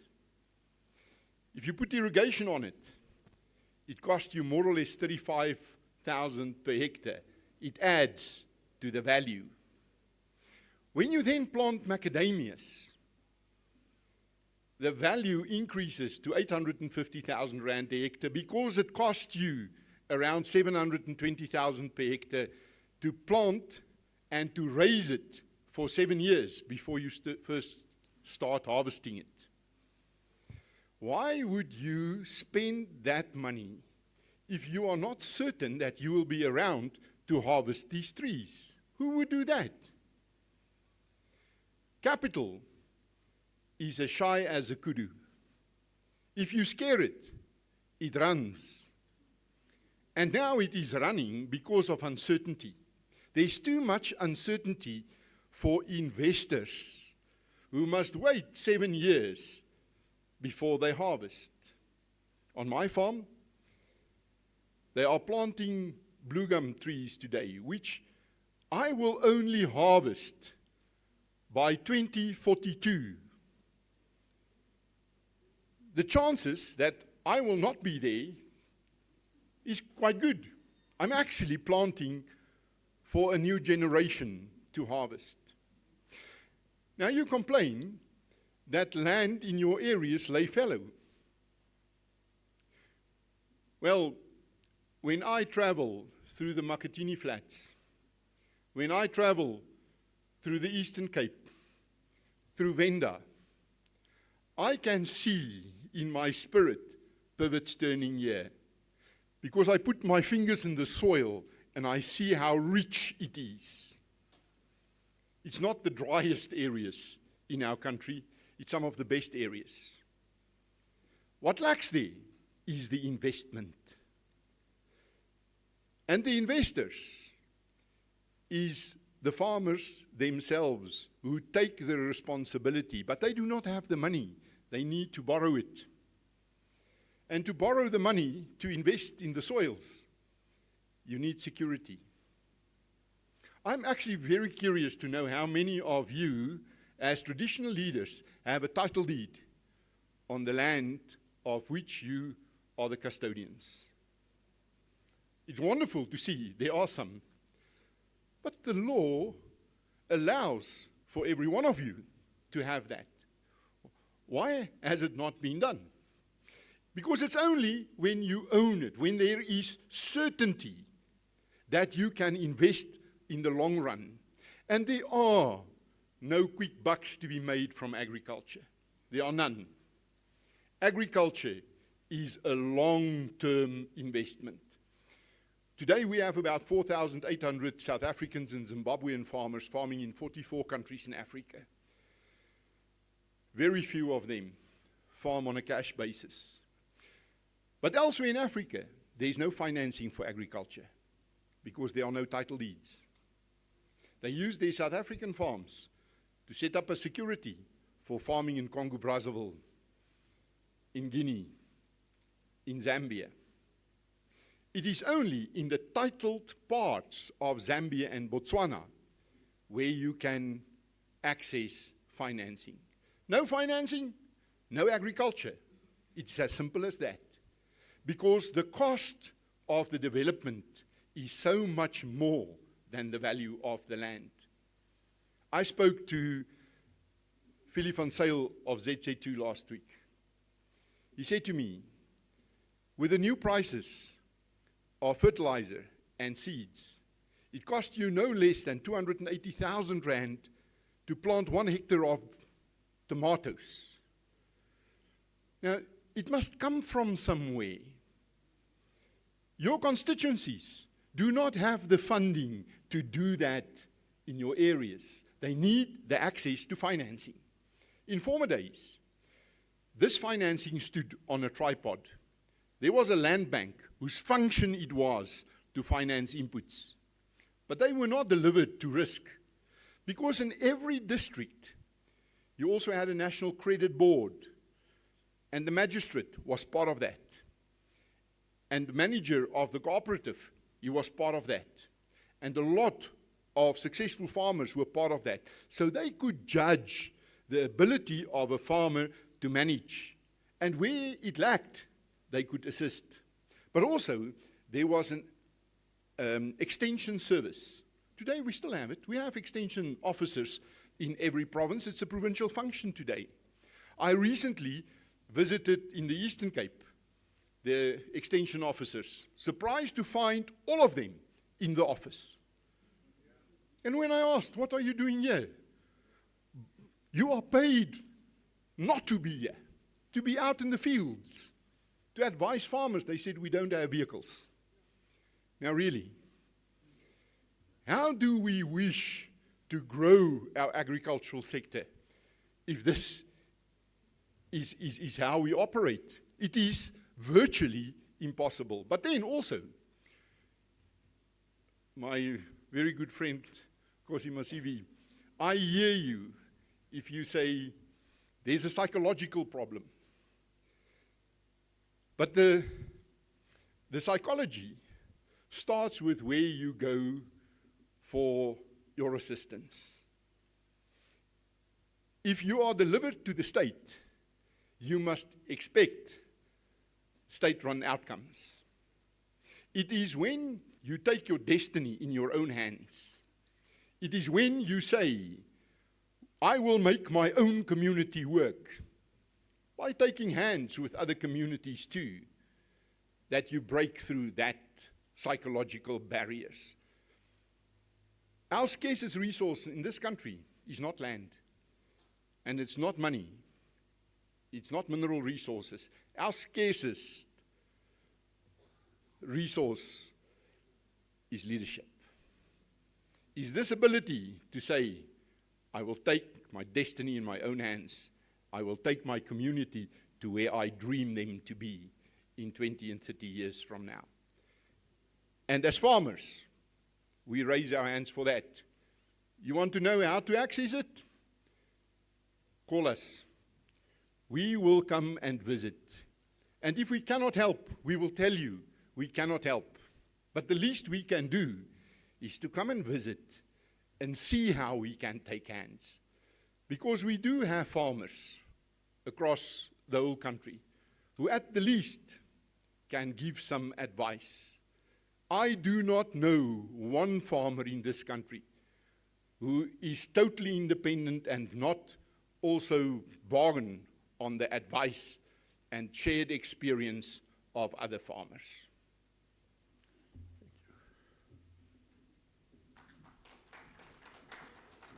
Thank you very much, Dr. Theo. Thank you very much, colleagues. I think we have come to an end on this session of Q&A. We have asked questions, we have been answered. I hope they did cover some of the area that other colleagues they were going to ask. I think the House need to allow me to have a body break since we've been here for 2 hours. We have to break for tea, and on the schedule we have to break for lunch. So I don't want to make those two items to come closer to each other. We need to give it a space. If you do allow me, colleagues, I will then ask the House to have a tea break for how many minutes is it? 20 minutes. So we'll come back at 23 minutes past 12. Thank you very much. Can we allow our Royal Highnesses to lead us, and the Chairperson first, Deputy Chair.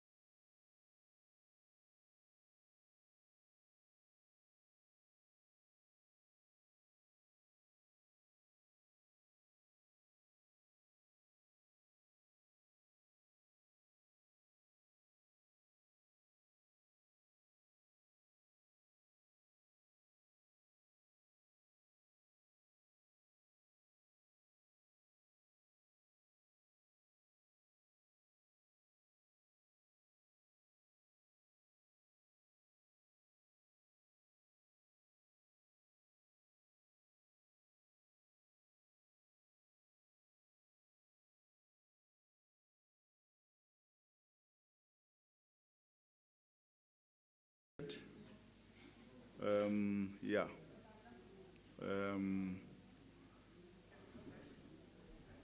The Royal Highnesses, including Chair, they have already seated, awaiting the members of the National House to be seated as well. We took tea longer than we thought.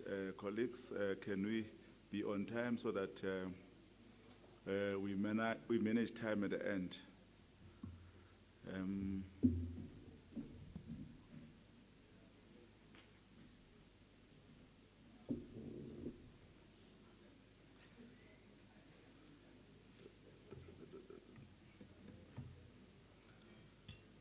Thank you very much, colleagues. We are officially resuming on our program.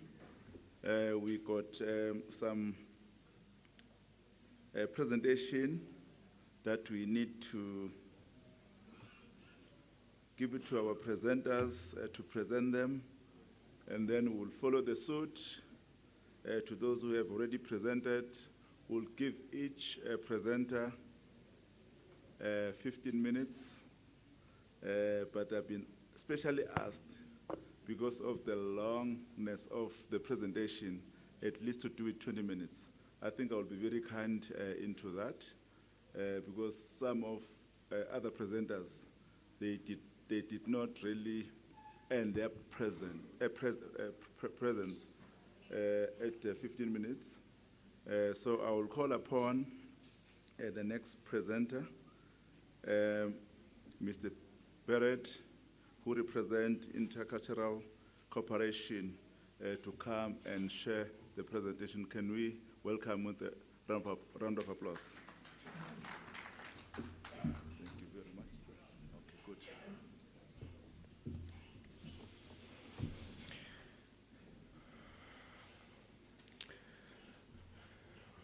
Kgosi Seatlholo, Kumkani Sikau, Queen Mujaji, Acting Queen Tulare, Kumkani Matanzima, Morena e Moholo Mota, Morena e Moholo Mopeli, Nkosi Mavuso, Chairpersons and Deputy Chairpersons and Executive Members of Provincial Houses of Tradition and Khoi-San Leaders, Chairpersons and Deputy Chairpersons of Local Houses of Tradition and Khoi-San Leaders, all royal and bloodline leaders present, leaders of organizations and officials, all protocols observed. Now, it is also a very big privilege for me to have this opportunity to engage with royal leaders of cultural communities at this Imbizo on behalf of AfriForum.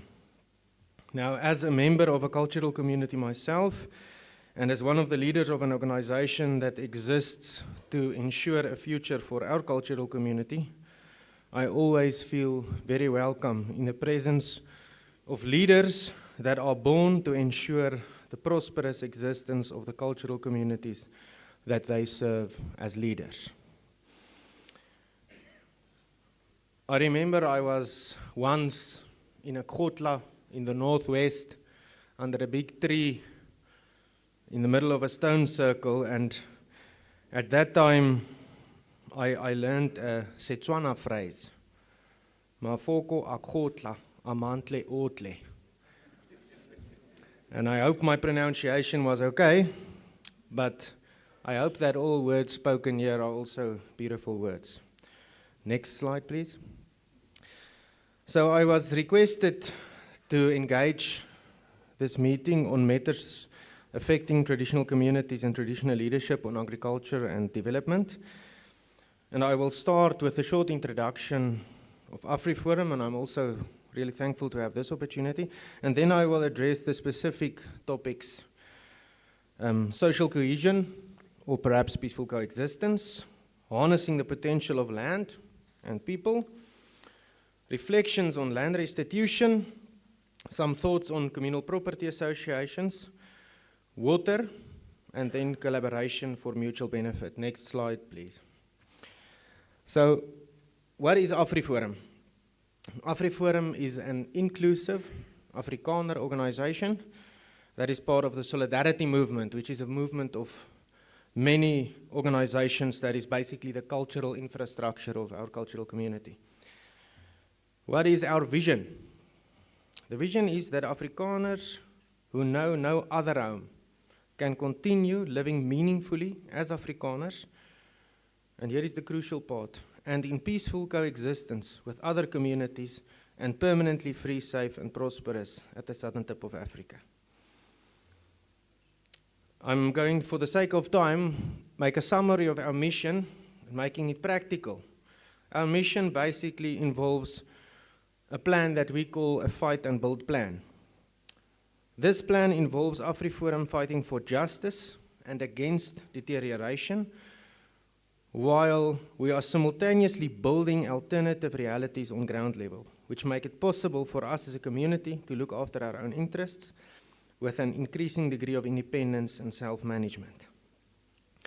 Now we have a motto in the Solidarity Movement, and in English you can basically translate it to say, creative rejuvenation based on proven values and experience. So what this means is you look at the past, you learn, you take that experience, you become inspired, and then you look towards the future and you go around in a creative way to create the vision that you want to shape. And then, unfortunately, the most of the work that AfriForum does is actually unknown, because you will only read in the media about the fighting bit that we do, and that's perhaps about 20% of the work that we do. Most of our work is done by volunteers. We've got approximately 10,000 volunteers working all over the country, and this is about fixing local issues, specifically relating to governance, infrastructure, and the environment. Perhaps one recent example is a very good victory in a court case against the Gauteng municipality about water supply, which of course is to the benefit of everybody living in the Gauteng area. Okay. And then specifically come a bit closer to home, to my office. The office that I head in AfriForum is Intercultural Relations and Cooperation. And again, this draws from our historic experience. If different cultural communities have good relations, the communities thrive. When the relations deteriorate, it's usually bad for all the communities. And our reality is, in Southern Africa, all the different cultural communities, we've got a shared destiny, whether we like it or not. It is the simple reality. Next slide, please. On social cohesion, and perhaps why did I put the word there, peaceful coexistence? So we are very sensitive to the words that we use, and it's important for us that the words that we use is in harmony with our frame of reference, so that we can always be distinguished from people that might have a different frame of reference. Now, we place cultural identity and cultural community at the heart of our understanding of society and our approach to society, and we then work with long-term prosperity and meaningful existence in mind. There are other persons who put the individual at the center of their understanding, and other persons who put the state at the center of their ideological framework. And we simply need to be open and honest about these different viewpoints, because if your departure point is a different viewpoint, of course, it influences your understanding of the world, your approach to the world, and then, of course, also your vision of the future. So it's better to simply admit that there are differences and then be open and transparent about it, and then to meaningfully engage. One of the most important realities of our society is that it is composed of different cultural communities, each with its own language, culture, traditions. These are the precious treasures that the current generation received from those that came before us, and it's our duty to hand these over to those that will again follow us. Different cultural communities can prosperously and peacefully coexist when they are free to fully express and develop their cultural identities and collaborate on issues of mutual interest and concern. Only in an environment of mutual recognition and respect, where we acknowledge and protect cultural rights.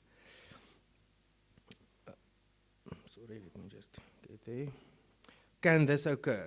Peaceful coexistence becomes challenging when cultural communities perceive their unique cultural identities and heritage as being under threat, fostering fear and mistrust with potentially dire consequences. We therefore believe that peaceful coexistence will not be achieved if cultural communities are pressured to give up their unique cultural identities, tradition, and culture, and to become part of some other identity? The answer does not lie in pressuring every community to be the same. The answer lies in preserving and promoting unique identities. In this way, a cultural community will have cultural self-confidence and cultural self-respect, which will enable them to also respect other cultural communities. They will then not feel threatened, and in such a way, good relations and stability will be possible. Next slide, please. So, a lot was already said this morning about land, but I will also just touch on a few topics. So, we agree, of course, with Dr. Theo de Jager, and we've got a close relationship with SAI when we do agricultural development projects in the deep rural areas, that the biggest possible potential that can be unlocked for development and for prosperity for cultural communities, specifically in the rural areas, is to utilize the land that is there to its full potential. So we as a collective need to understand the reasons for the land not being utilized to its full potential, and then we need to determine what should be done to unlock or to harness this potential. And perhaps we can also draw some lessons from successful farming operations, and Dr. Jager also already touched on that. And so I'll be brief. I think the first point that Dr. de Jager made was owning your land, having title. And it's not only so that you can access finance. It's also because if you own it and you've got a plan to again give it to a next generation and the next generation, you think differently about it. You will not leave it empty, you will leave it full. You will leave it in a condition better than the condition that you received it, okay? And I think here is one key piece of legislation, and perhaps if everything is forgotten that I've said this afternoon, this is perhaps the most important. And this is that we've got existing legislation that makes it possible for cultural communities, traditional communities, to have their land transferred to them in title. The relevant act is the Upgrading of Land Tenure Rights Act, 112 of 1991, Section 20. Now, for the sake of time, I will not read all of it, but the basics of it is a piece of land under traditional authority. That traditional authority can write to the minister, and in this case it will now be the Minister of Rural Development and Land Reform, and request the minister to transfer the land to them in title. If the land is measured, of course it's then already measured, the minister can ask for an investigation and then can do a recommendation. If the land is not measured, the minister should have it measured. This is an existing piece of legislation that makes the transfer of land under traditional authority possible. And you do not need to claim land under traditional authority. It is yours. There's no need to claim it. It simply needs to be transferred in title. Okay, I think Dr. de Jager expanded a lot on approaching agriculture as a business. Perhaps the only thing I can add is, and this is also coming from a family that has a farm and is still farming, is that it's really hard work, perhaps even in the second and the third generation, especially if the area where you are is a bit of a tough farming area and it's still a bit wild. And then, in my view, what is the biggest opportunity? Whenever I travel in the deep rural areas, which I'm fortunate enough to do a lot, you can look at it a different way. So perhaps you are seeing many small farmers, each with maybe a few cattle and a few goats and a few sheep. But if you just think about it differently, perhaps you can say this is actually one massive farming operation. You just have lots of small farming operators. So I believe one of the biggest opportunities that exist, and perhaps one of low-hanging fruit, is to say how can, under the leadership of a traditional leader, can these all small farming enterprises, and very specifically livestock, how can you, instead of each farmer handling his small herd, how can that actually be made into one big agricultural business with all the advantages that it will bring? I really think there's something here, and I think if there's one area where I believe it would be a good idea to invest in a proper study and a model, this might be the case. And there are some models, or in KZN I know of a successful approach to this in terms of goat farming that might possibly serve as some beginning of an example. Okay, next slide, please. Okay, again, Dr. De Jager also touched on land reform.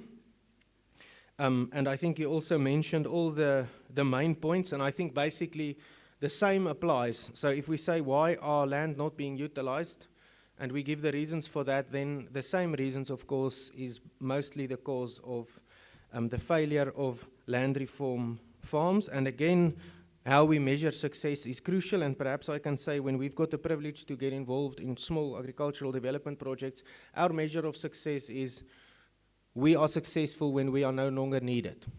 It's simple as that, because that means then that the community or that joint partnership no longer needs us because they are independent. And perhaps I think this, during the previous dispensation, you might have seen lots of planting. And wherever I travel, whether it's the Eastern Cape, KwaZulu-Natal, Limpopo, you can still see the remnants of contours where thousands of hectares was planted. The key thing that did not happen was proper transfer of knowledge. The occupants of rural areas were not, there was no education, knowledge transfer for them to become farmers, although the area was planted. And unfortunately, wherever I go, I see the same thing continuing. If you are lucky enough to have some project in your area funded by government, again, there's no proper transfer of knowledge. And then I can just echo Dr. De Jager's plea for partnership.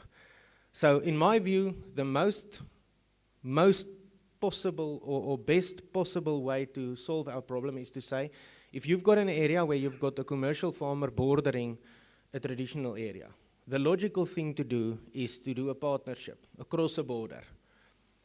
And I'm quite convinced that you will find commercial farmers that are willing to do this. The element that we need to find a solution on is funding this joint initiative. Because on the one side, you've got a successful farming enterprise with access to the market. On the other side, you've got land available. Now, if you can do maize on this side, there's absolutely, why would you not be able to do maize on that side? The problem is you are basically talking about an expansion of an existing farming operation, real transfer of knowledge, and of course this needs to be funded somehow. I think this is, and I know that again, in KZN, actually in the case of a big land claim that unfortunately did not go so well, there was a really great proposal on the table, but I can just say this is long-term partnership. In farming, if you talk about 10 years, you are actually speaking about the time that is too short. Okay, next slide, please. Then, yeah, community property associations. And sorry, I'm also going to be really frank. So I, in all my travels, and unfortunately dealing with many of these issues, I came to call CPAs hijacking and looting vehicles, because unfortunately that is what I've experienced everywhere. So they are of course known for faction forming, fighting, instability, and only a few people benefiting. And usually, even if you are lucky enough that there are some steps taken by officials, there's limited success. Sometimes when officials take charge, it even goes worse. And perhaps we should then also say, so what is the source of this problem? So firstly, the management is not based on sound business principles. And then I believe, secondly, crucially, the structure of a CPA, the way that it is traditionally set up, is not in harmony with the customs and culture of the traditional communities. So you've got this foreign thing. So I do not know how communities are expected to make this foreign kind of approach work. So a few proposals. The CPA Act actually allows for a lot of movement. I had a good read at it. So the starting point is to craft a constitution for a CPA that is in balance with the customs and traditions of the community, and then secondly, also in line with business principles. And again, the purpose at the end is to serve the interest of the community, okay? Democracy does not equate to one man, one vote, or one man, one vote does not, there's other ways to also do democracy. So one possibility is to say, if you want to lead a CPA, you need certain knowledge and skills and experience. So we can ask the community to nominate persons, but they are compliant with a specific set of criteria. And then the community can vote on persons that are able to do the job. That's also democracy. The difference is you do not just elect possibly popular community members that cannot simply run a business enterprise, because that is what it's supposed to be. There is space for something like a council of elders. The CPA Act does not, and we must be very clear, if an act does not mention something, it does not mean that you cannot do it. The only thing that you cannot do is when an act says you cannot do this. If it's silent on something, it's a space that you can fill. So you can have a council of elders. I believe that you can have the possibility to include traditional leadership or customary leadership in a sensible way, and perhaps you want to separate a management structure from a representative structure. So it's fine if you elect representatives on a democratic way to represent the interest of the beneficiaries, but to run an agricultural business is something different. And I believe that within current legislation, all of this is possible to include it within the constitution of a CPA, and perhaps this is also something that is really worth investigating. Just one last thing, ethics and morals are key. If you've got leadership without the right ethics and the right morals, you will continuously have problems, and I think this again reflects on the leadership issues that was mentioned earlier this morning. Then maybe it's just good to also mention that there are also creative alternatives for ownership. One possibility is a legal entity called a universal juristic person. That is basically a society that you create with a constitution and that you can register as a public benefits organization. The church that I belong to, our congregation, we own our property that way. We created a universal juristic person, a society, and we own our property. That's the vehicle that we use. Another possibility might be a bit controversial, but it is a simple fact. Perhaps there are some people in the room that knows the little town in the Northern Cape called Urania. Perhaps many people do not know that the people living in the town of Urania do not have title deeds. They don't. The land in the town of Urania is a share block scheme. So if you buy there, you buy shares in a share block. And what this does is this balances the interest of the community and the interest of the individual. As an individual, your property rights are protected and you can develop, and whatever you develop is adding value to your shares, and at the same time the interest of the community is served, because there's also a dream about a cultural community that are living in a specific way. So possibly a share block scheme is also another entity that can possibly be considered. But as always, the key to success is having the right people with the right knowledge and skills and experience and the right ethics and morals in a leadership position. Then just a comment on land management. You cannot expect people to manage thousands of hectares without a land management system. It is simply impossible. So again, it's actually now a few years ago, AfriForum in collaboration with a partner developed some land management system that is currently mothballed, perhaps another opportunity that can be investigated. Next slide, please. Just on water, and I'll try to be really brief. Every single joint agricultural development project that we are doing in collaboration with royal leaders starts with water. Okay? In our country, it is truly precious, and water many times literally stands in the way of development. There are the parts of the country where we are really blessed with water, and then there are the parts where it's really tough. In the Northern Cape and in the Northwest, water is a major challenge, and strangely enough, people might think as KwaZulu-Natal is a very water-rich area, but you really also have areas there where water is a real issue. So the starting point or the important focus point is to utilize what is there, is to develop water sources that are there. Sometimes you have boreholes in an area that are simply not equipped, and we are currently working in a situation like that. Sometimes there are fountains that run throughout the year, but the fountains have never been developed. Sometimes there's the possibility to make some soil dams up in the mountains. I believe the Eastern Cape, there's massive opportunity for this. The same is true for KwaZulu-Natal. And perhaps I can just say, my family are blessed to still have one farm remaining after the Anglo-Boer War in KZN, and we've got a massive issue with water supply on our farm, and the only answer is to start to build capture walls to have the water ready for a future generation. Okay? And in many times there are small rivers, but they are not utilized. Management and maintenance, I do not want to say a lot, but we've got a massive issue of management of waterworks, unfortunately most of the time by local municipalities, and in everything and anything that you build needs maintenance. If you are not going to maintain, unfortunately, it will not last. Nature always reclaims its space.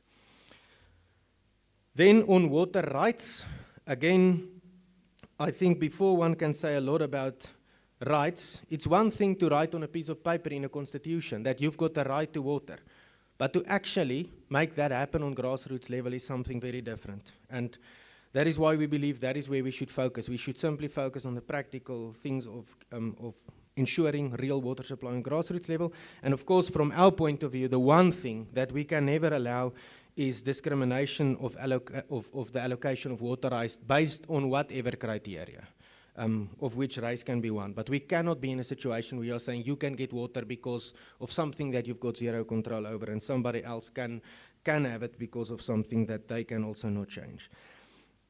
Okay, next slide, please. Then something on collaboration. And let me start by saying history is really important because it's where we are from, it is our foundation, it's our anchor, and it is the cornerstone of our cultural self-image and let's call it cultural confidence. The history, the story of a cultural community is like the memory of a person. If a cultural community does not know their history, then they will not know who they are, where they are coming from, or where they can go. History can truly inspire us, and we can also learn from it. And we will have different views on history. And we should acknowledge it, and we should be comfortable with it. It is said that each cultural community view themselves as the center of the universe. And that is the way that it should be. I believe that there is, however, one thing that we can agree on in history, and that is that we are all here today because of the sacrifices and the commitment of our ancestors, and we can choose to honor their legacy by again ensuring a future for those that will follow us. And when I read about the leaders of the past, and when I travels in the areas where they've led, I only read and experience people with agency. They took decisions and carried the consequences, good or bad. I do not read of any victims, and I can name many, and I visited many historical sites. I was really privileged.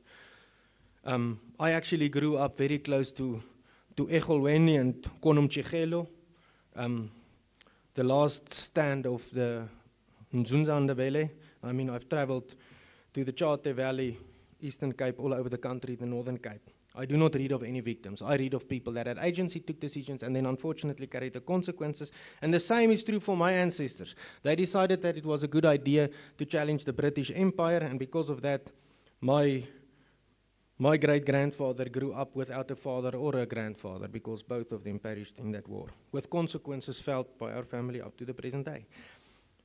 We can, however, not change the past. It is the future that is in our hands, and it is the future that is our responsibility. We can choose to focus on differences, we can choose to get stuck in the past, or we can choose to focus on areas where we agree and collaborate. We should find common ground. We do actually share a lot of interest and concerns. For one, I believe we all want our cultural communities to continue to exist. We want our languages not only to survive, but to thrive. We need to identify this common ground. There's also another reality. Many of us are Christians. It's a simple fact. That means that we share values. One Setswana saying that I really appreciate is, Reba Naba Modimo. We are all children of God. And even when we are from different religions, we can still find common values. And with common interest, concerns, and values identified, we have a solid foundation to build a collaboration on. Such a collaboration should, of course, be for mutual benefit. There's nobody even the friend that you love most, you're also getting something out of that friendship. So of course it needs to be mutually beneficial. Just in closure, a few areas of focus. I believe we can focus on history, culture, and heritage because it brings us cultural confidence, and that history and that heritage is ours. It's not the state and it's not government. We should take responsibility for it. Agricultural development have been named. There can be possible collaboration on vehicles for development, these legal entities. I believe there's big issues with recognition, certainty, and dignity, and perhaps we can, in this case, very specifically name the Khoi-San communities, but there are lots of recognition issues also in terms of succession and royal families in many cases. Now, closing message is the following. We had a great philosopher and a writer, N.P. van Wyk Louw, and he wrote about the temptations that different cultural communities can face, and then he actually threats to existence. And then he wrote about a third threat to the existence of a cultural community. And he said, assuming that a cultural community has come in between difficulties, finding that it has to defend itself to the death, it musters all physical and political strength, guards and expands its spiritual, technical, intellectual assets, does everything it can do to continue to survive. Then it is led to the last temptation, to believe that mere survival is preferable over survival in justice. More important is to say that there is certainly no cultural community that never sinned like this at some or other time. And most important of all is to know that the temptation is the constant temptation that awaits every cultural community in the desert days. That it is the greatest, the almost mystical crisis that can face a cultural community.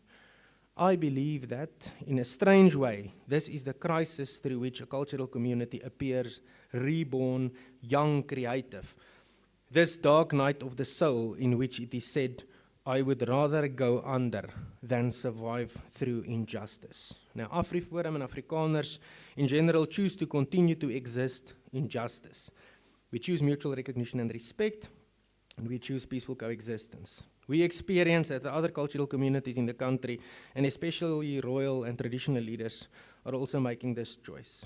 We are really looking forward to collaborating with the other cultural communities in the country on the basis of mutual recognition and respect to the benefit of all our children. Thank you. Ke a leboga, ngiyabonga, dankie. Thank you very much, Barrett. As Barrett leaves the stage, can we call upon Jason to come to the stage? Can we give them a round of applause? We'll take all presentation and then we'll comment later. You are welcome, sir.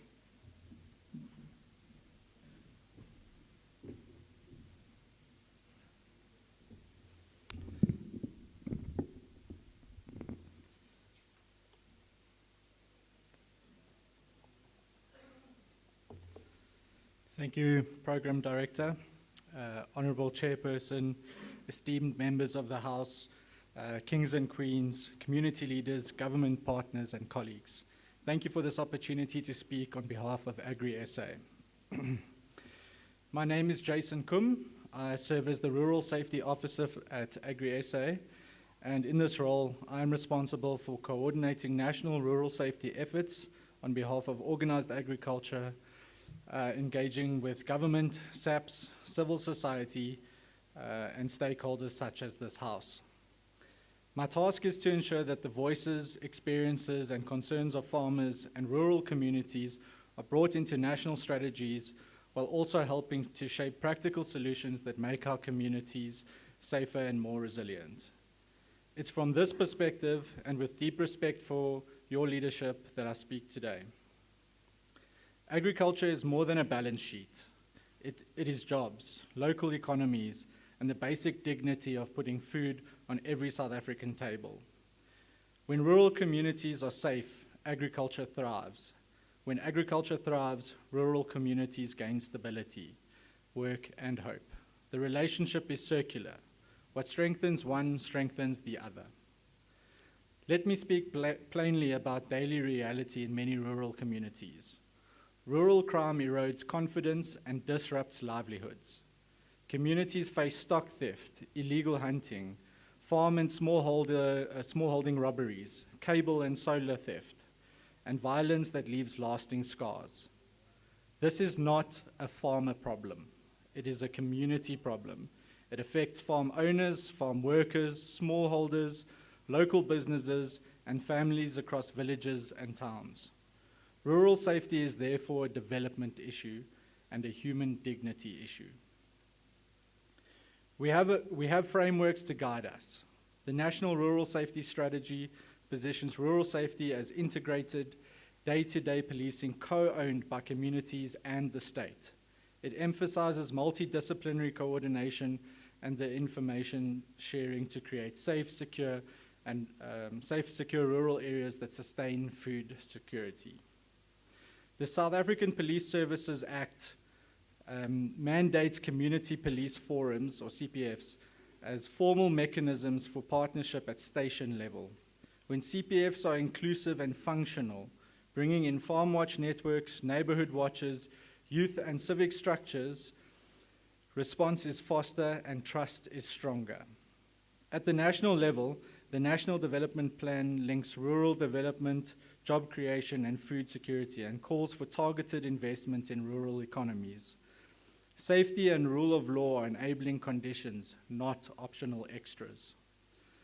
Finally, the National Crime Prevention Strategy has long stressed that prevention in multi-sectoral and community-driven, and is multi-sectoral and community-driven, apologies. That lens still matters. We must harden targets and soften the drivers of crime. Across the country, we've seen that when SAPs, CPFs, farmer structures, neighborhood watches, and local leadership coordinate, crime drops and confidence builds. The pattern is consistent.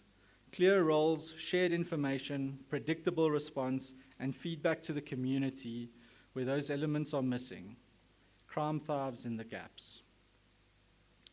Agri-SA represents organized agriculture nationally, and we are committed to partnership. We're supportive, inclusive, ground-level safety structures that link station-level CPFs to farm watch networks, civic associations, and youth programs, so the information flows and responses are coordinated. In terms of data and technology, we back the responsible use of crime reporting platforms, radio networks, and lawful CCTV systems that help detect patterns and support SAPS investigations within the law and in support of the National Rural Safety Strategy. In terms of capacity building, we promote training and community structures in scene prevention, evidence awareness, communication discipline, and legal compliance, so community help cases rather than harm them. Honourable leaders, Agri-SA does not come here with demands, but with a call for shared action. We already have the right policies on paper. The real challenge is how we make them live on the ground. Together, we can focus on 5 key commitments. Number 1, strong community policing forums. Every rural police station should have a CPF that truly reflects the community. Farmers, farm workers, youth, faith groups, local businesses, all sitting around the same table. When everyone is included, the forum becomes a place for trust and accountability. Number 2, turn the rural safety strategy into daily practice. The NRSS is a solid framework, but too often it sits on shelves. We should translate that into clear responsibilities, quarterly targets, and open feedback so communities know progress is being made. Number 3, make reporting meaningful. Rural communities often report crimes but never hear back. We need clear, reliable channels for reporting, follow-up from the police, and coordination with prosecutors so that arrests don't disappear into the air but lead to real convictions. Number 4, hit crime where it hurts. Rural crime is not random. It is organized and profit-driven. We must disrupt the buyers, the transporters, and the cross-border networks that drive stock theft, cable theft, and illegal markets. Number 5, build resilience, not just fences.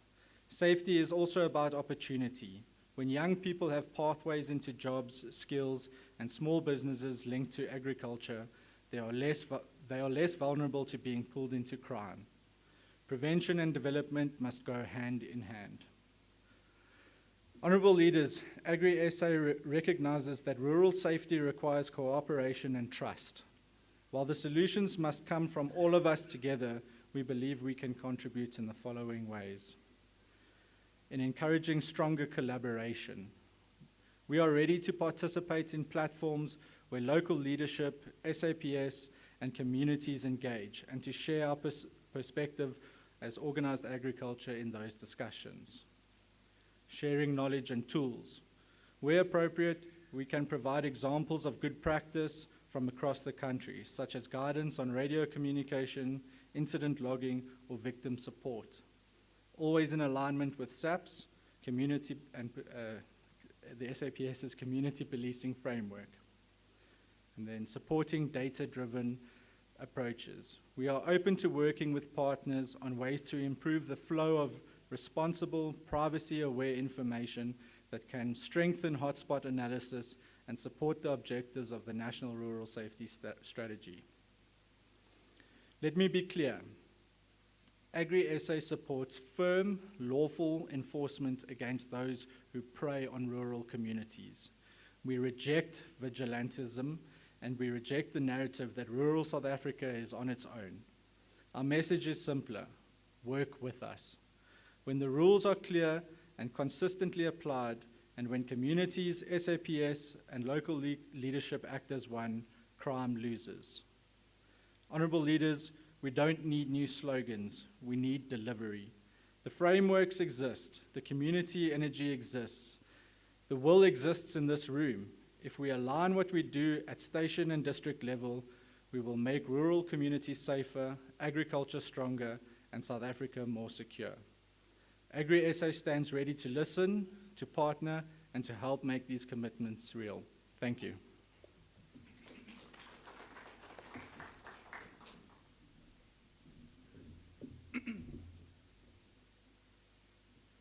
Thank you very much, Jason.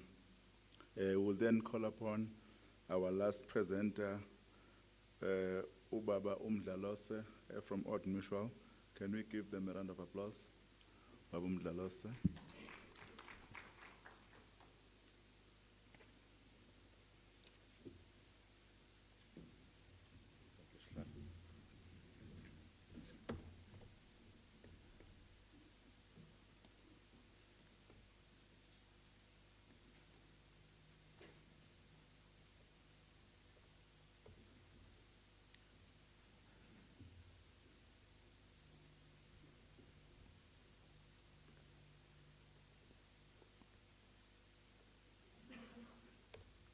Thank you, Program Director. Without wasting any time and sticking to the mandate and your instruction of being economical with our time, I will get straight into it. Let me start off by greeting the leadership, Kgosi, Seatlholo, the Royal Highnesses, the chiefs and kings, the dignitaries, and let me say, with protocols observed, I greet you all this morning. Ladies and gentlemen, as the program director indicated, my name is Samgelo Umdlalose. I am here as representing our GM from Old Mutual, the Old Mutual Foundation Group, who unfortunately could not form part of today's proceedings. However, she has given me umpago to bring to this Imbizo. And as I start off, I think probably one of my biggest part that I would like to share with this Imbizo is just giving a bit of background of who Old Mutual is and how do we see ourselves fitting and partnering with the National House and its affiliates in order to deal and deliver on some of its mandates and the challenges that it faces. In a very short and summarized version, Old Mutual is a very big organization, old with many rooms and departments within us that have lots of capabilities that some may not be obvious or known. And I will just at a high level highlight some of those. To say within our business, we have the Mass and Foundation cluster, which is the bigger part of the organization that really looks after and services customers in the low income and lower to middle income markets. And with a wide range of offerings and solutions, catering from risks, including funeral cover savings and lending and transactional products. This is the segment that takes care of the bigger part of our society and a country as we know. We also have our personal finance, Old Mutual Investments, Old Mutual Corporate that really looks after group risks, annuities for employers and from small to larger groups, and also provide consulting services to the employee-sponsored retirement and benefit funds. We also have Old Mutual Insure, which really talks and looks after the property and the casualty business. We also have a department called the Next 176.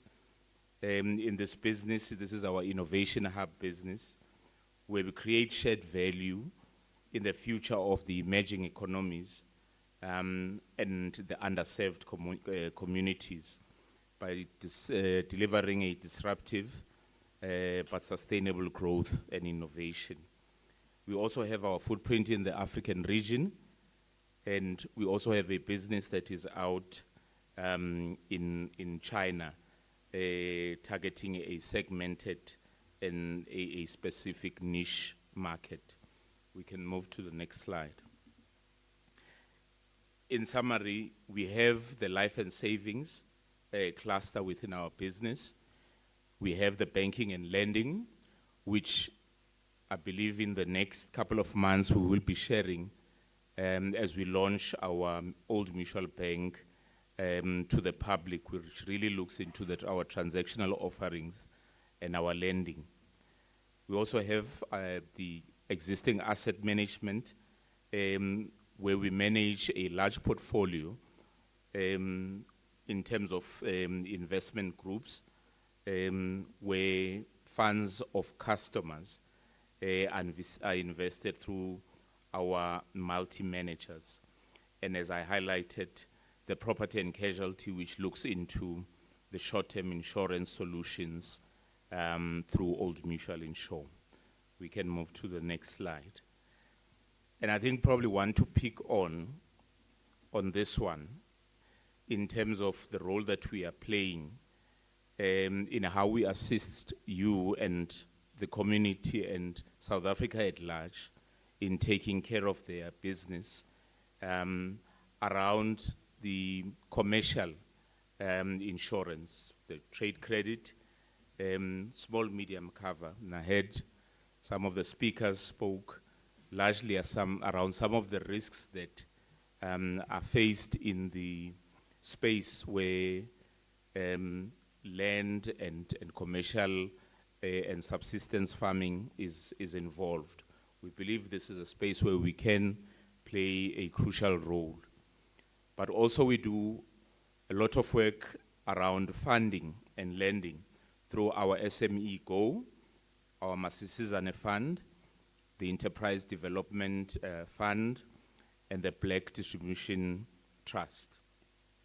Over and above that, linked to our people and members or customers that we look after, it is with solving some of the retirement needs. We've also gone back into the health solution space, where we also offer health insurance and gap cover. And with our traditional business, where we look after the life events cover at an individual or at a group level. And one of our empowerment legs that we offer as an organization is around financial education and the well-being program of employees and the community at large. We also have a lot of initiatives that talks to empowering individuals, whether be in the workplace or in the community, in order for them to solve for their individual and group needs. We can move to the next slide. And maybe as I zoom in on the Mess and Foundation cluster, this is a business that was established back in 1976, and really what you would know it as is group schemes. And the mission for this division was to provide financial services and support to the neglected individuals.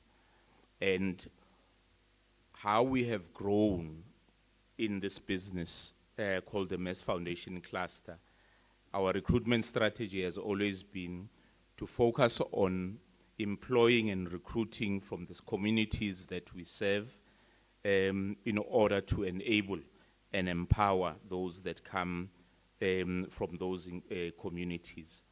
And our ultimate purpose, it is to bridge the gap between our customers' resources and their needs by driving innovation and to empower South Africans in achieving their goals.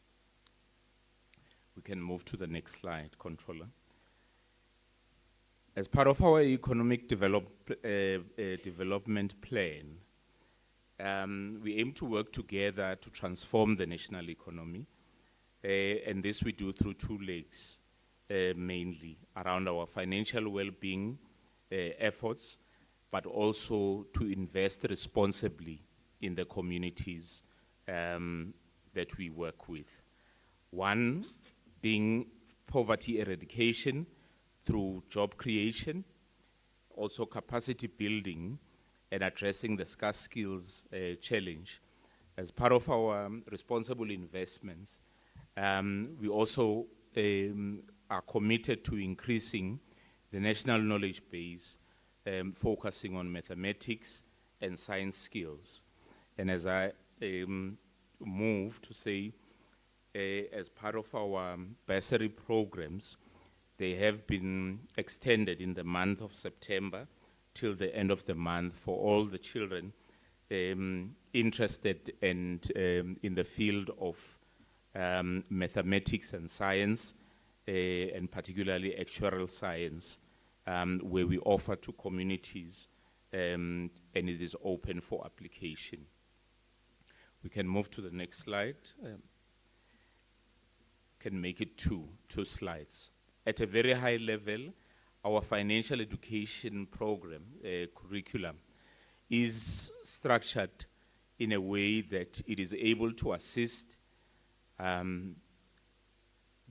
with the most basic financial concepts, starting from our basic core modules that look at the secret of the Big Five, where we share learnings that talk around making financial decisions, goal setting, budgeting, debt and borrowing, investing and retirement, and insurance with estate planning for your rights and recourse. But we are also able to go further, depending on the need and the ask, where we are able to talk to more complex financial planning modules, where one can get into deeper unpacking around wills and estate planning, the different marriage regimes and the implications thereof as we get through life.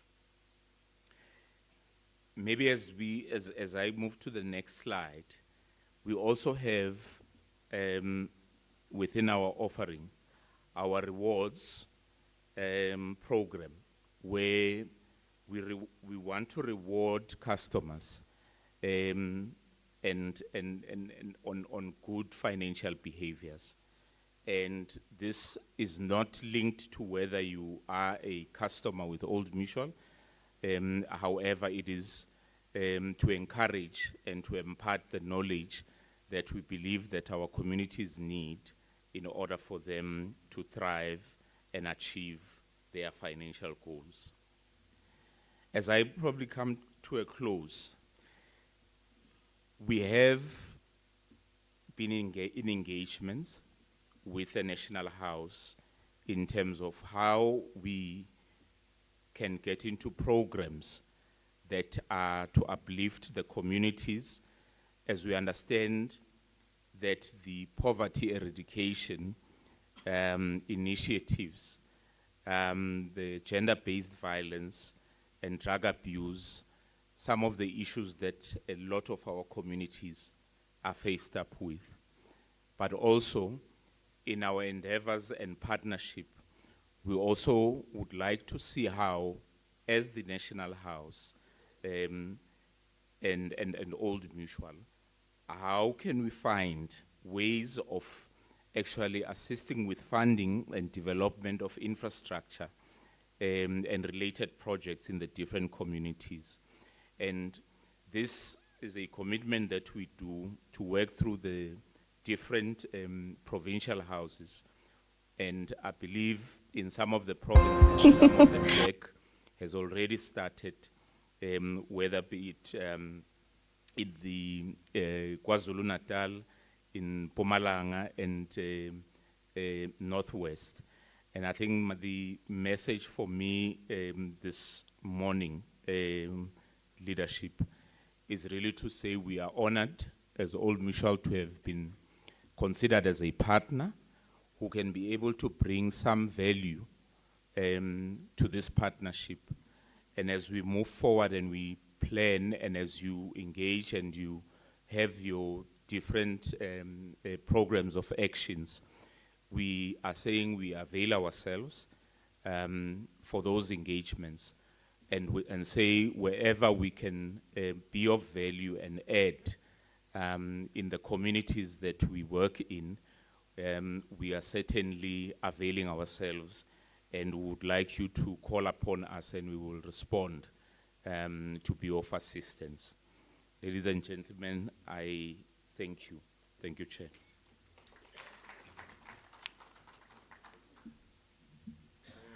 Thank you very much, Babu Mdlalos, for your presentation. Colleagues, we have come to an end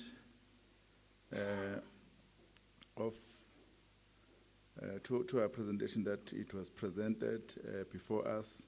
We had 3 presentations that it was presented by the 3 speakers, and we have agreed that we'll take all of them at a go, and after that we'll allow members to engage onto those presentations. And as we'll be engaging to this presentation, they will be taking some questions, and then they will be afforded time to come and answer those questions. In terms of time, I think they've made it within the bracket that at the time it was allocated to them. Can we give them a huge round of applause? Now, colleagues, I'll rely on you, but where I am seated, listening to the presentation, They were more like they need us to look at a point where can we facilitate the implementation of some of the things that we need. They were more like, where can we start to action some of the things that they need to be actioned. They were more like, we'll need more time to engage into it. It's the issue of availing ourselves and we become partners of what is being presented. It's how I can analyze the little that I can. Colleagues, can I take some hands to accept what is being presented? I'm seeing 2 hands, Kgosi Amehloniphekile Nyambose, and with my leader over there. There's only 2 hands for now, while I'm allowing my colleagues to deliberate or engage to the presentation, and then I'll be waiting some other hands. Okay, Kgosi, oh, here's the 3rd hand, leadership. I'm also gonna take you as the 3rd speaker. I actually started with Kgosi Nyambose, and then you'll be the 2nd one. My leader, you'll be the 3rd one. Thank you.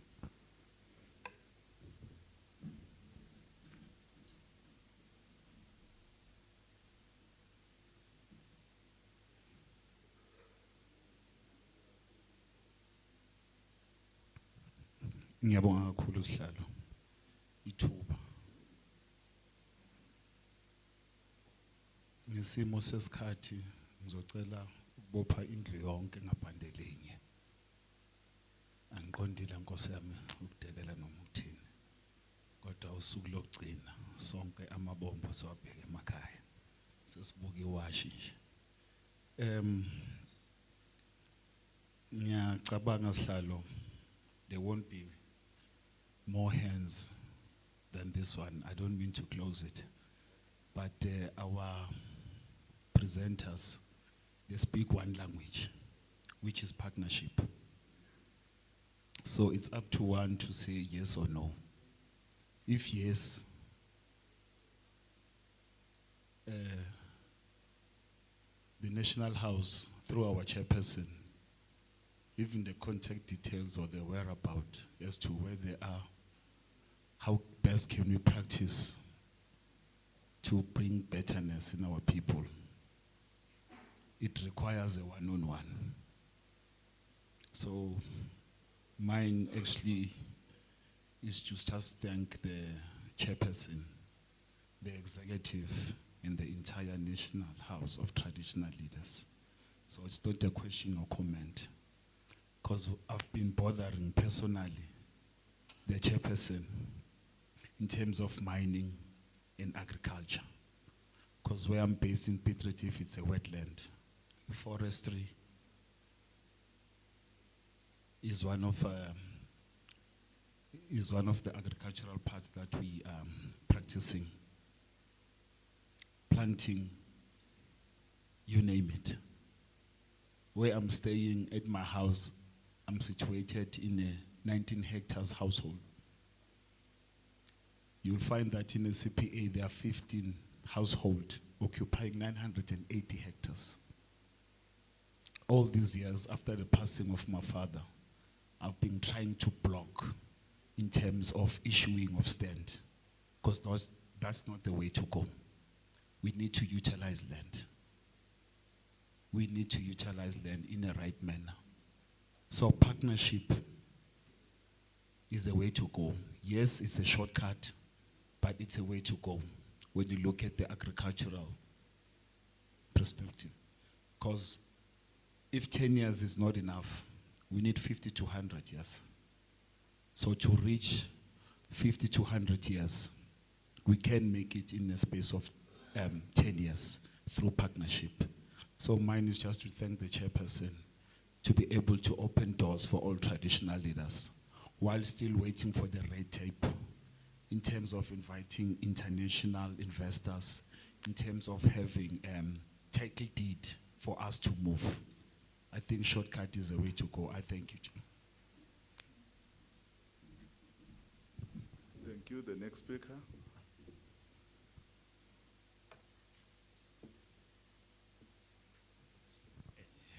Tobela,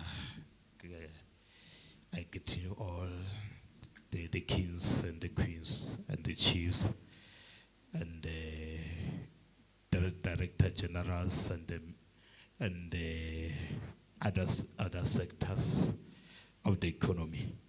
My question is addressing to Agri-SA and AfriForum. You spoke about the partnership and collaboration.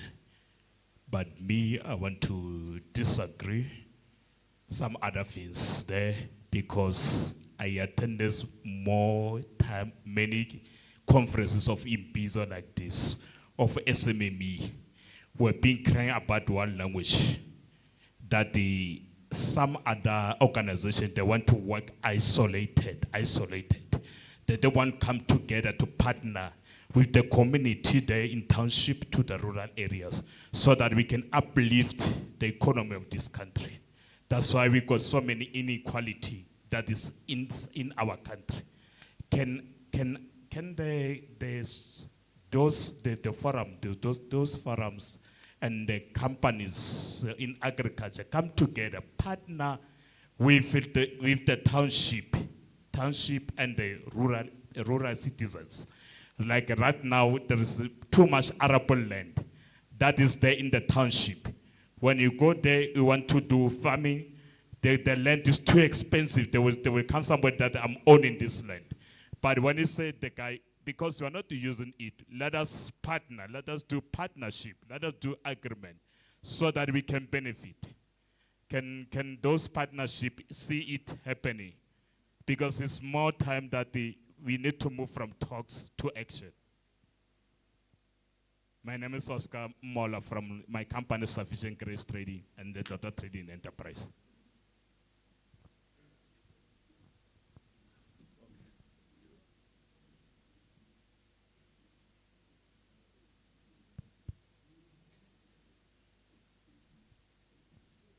Thank you, Chair. I will ride on the protocol that you've already established. My name is Prince Tabisang Mabale from the Rain Queen Mujaji dynasty. My comments and question is for AfriForum.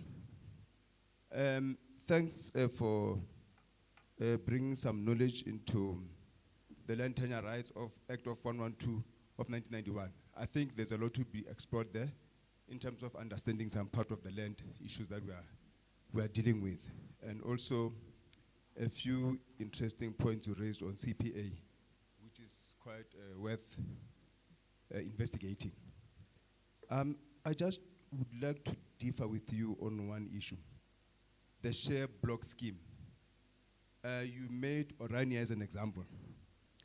My issue here is, I just wanted to hear your opinion. Do you believe it's a great example given the history of this country and also the nature of its exclusivity? You know, if we're talking about partnership, just that share block scheme as a prime example that we could follow or as a model, I am differing with that aspect. Thank you. Thank you very much, colleagues. It was those three hands that we have taken. Can we then give them a round of applause, and then we urge our partners to come and give some clarity to some of the questions that we have asked. I will expect maybe three of you can come forward so that we can also share the stage.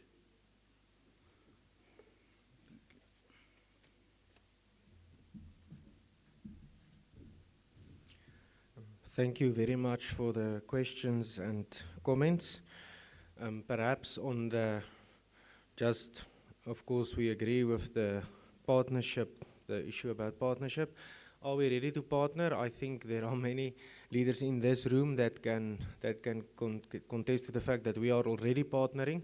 Of course, the way that we do it is through traditional leadership. If we do it in deep rural areas, that's the way that we do it. Also because we believe it is the right way to do it, and it is actually the anchor of the stability of such a project, and also a very important role to play in stability and oversight.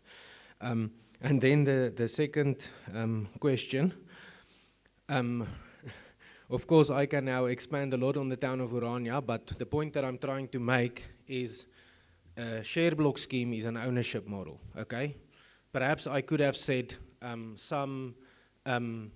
you get these places where you get a house as part of a, I don't actually know what it's called because I don't own it, but you know, you go to a holiday resort and then you've got a certain time in the year that you can go there. That is also a share block scheme ownership model. So all I'm trying to say is, the point that I'm trying to make is, a share block scheme model of ownership is a model that balances the interest of the individual and the group. That's the point that I'm trying to make, and I do believe that it is a viable option that cultural communities can investigate, to have a legal entity to own their land that will be stable.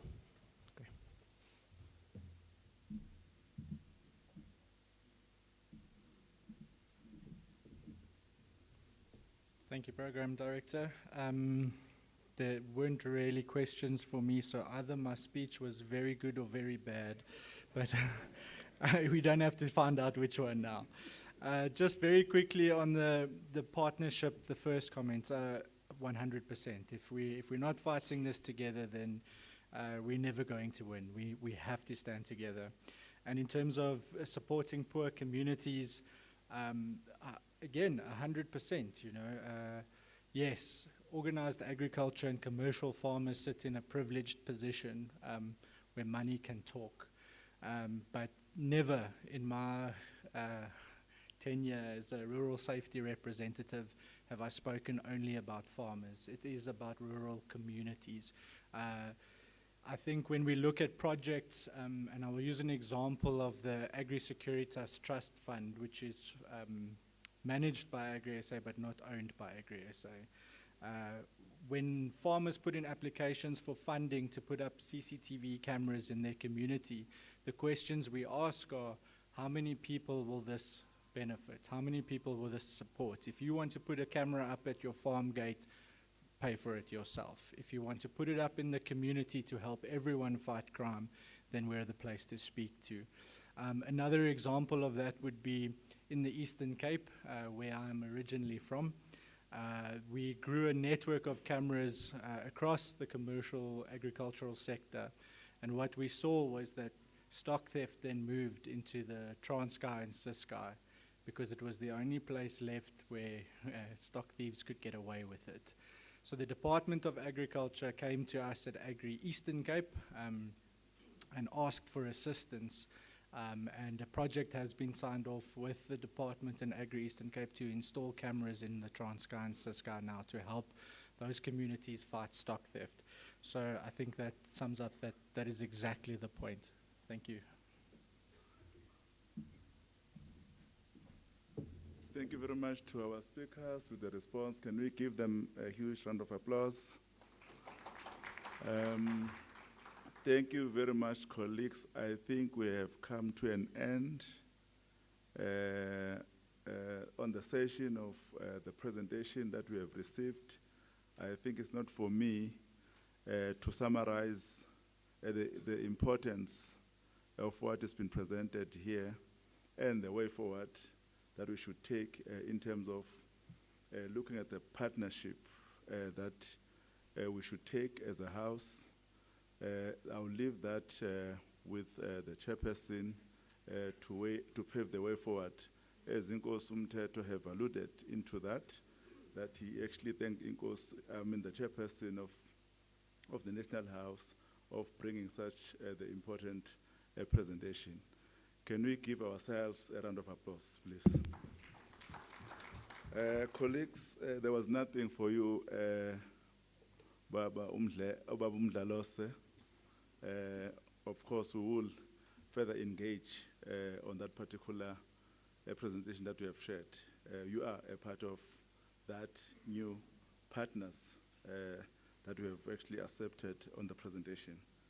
Thank you very much, colleagues. I don't know, colleagues, whether should we release our partners while we are proceedings with the part of the program. I can see colleagues shaking heads as a sign of accepting that you can leave. Thank you very much. Colleagues, we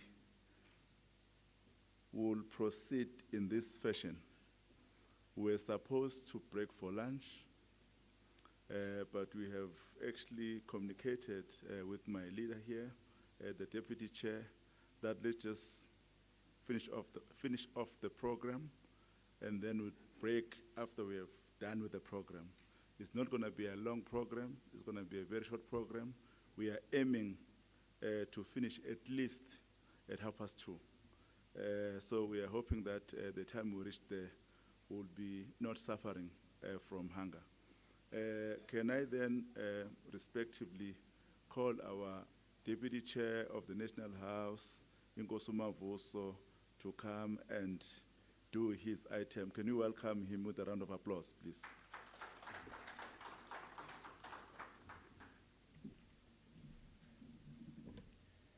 Thank you, Kgosi Tembe.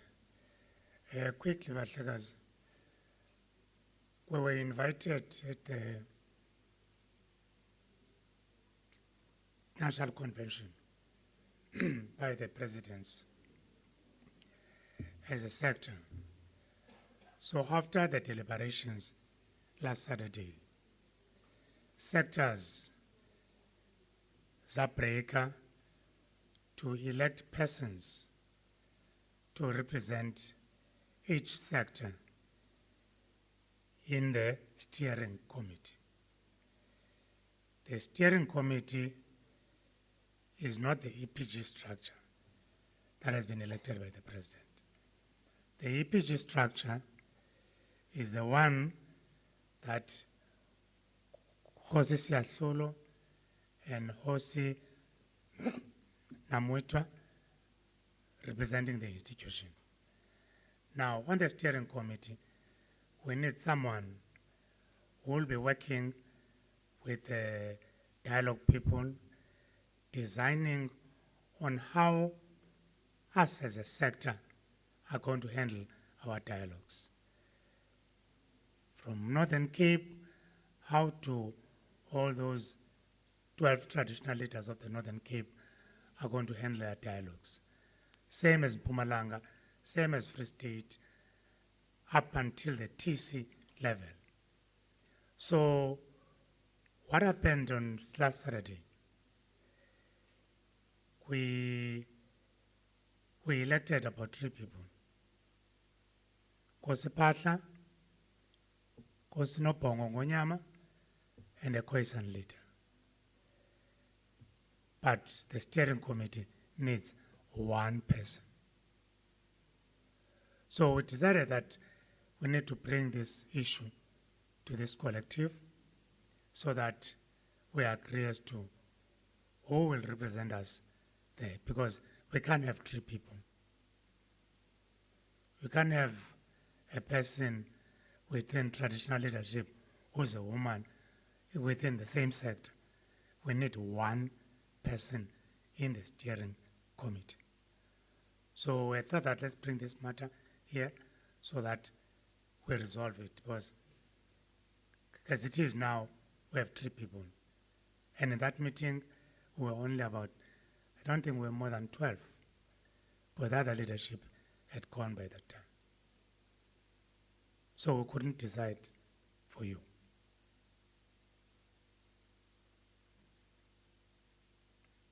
Kgosi Moroka? Kgosi Dr. Moroka?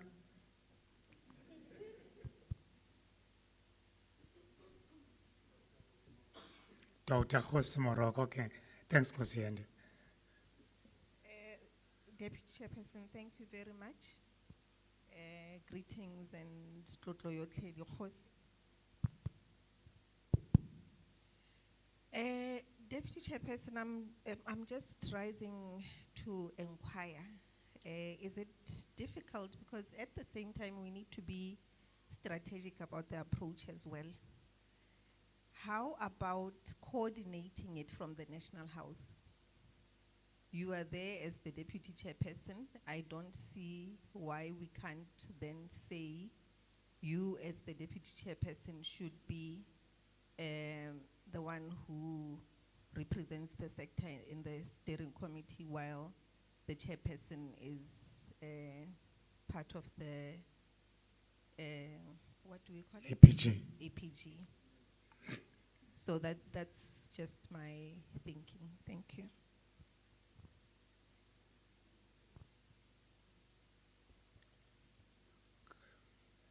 Sithethen bahlakaza Kgosi cha wena.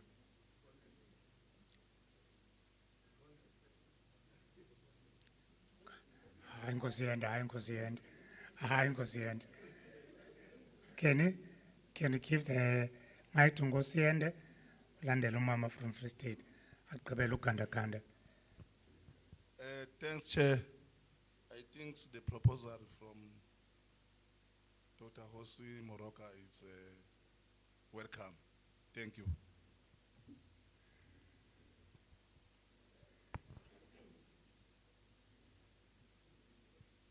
Thank you and greetings to all in the house. I just want to ask, what is wrong with the 3 representatives that were chosen? What is so wrong about them?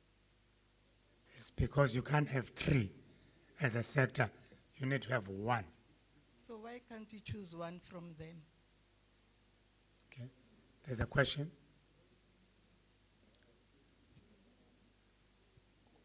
Kgosi Mkwena?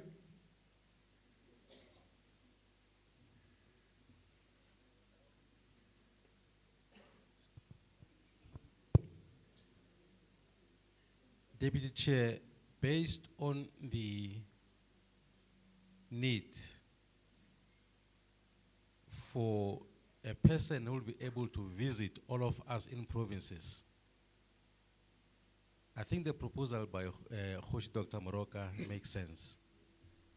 We don't have anything against those names, those 3 names. We don't have anything, they are fully qualified and everything, but I don't think they'll be able to visit all of us in provinces. But as a National House, we'll be able to do that. There are no restrictions and no question about it. So I want us to, because I don't think there's anyone who wants to see himself or herself in some positions. National House, please coordinate this thing. We'll participate, all of us, even those names that are there. They're part of Maroshi in provinces. They'll participate there, no problem. We're comfortable, thanks, Chair. Okay. Any other opposing view?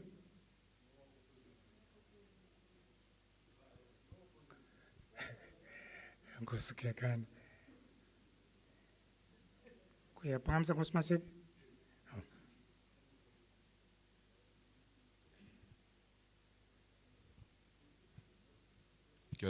Deputy Chair, let me greet my esteemed leaders once again. I want to suggest that, I would like to suggest that as much as the National House is the leader in the center, we are well represented in the EPG by Kgosi Seatlholo, our National Chair. I therefore suggest that of the 3 names which were suggested on Saturday, or was it on Sunday, I propose that Kgosi Phahla be the one who represents us in the sector. I thank you.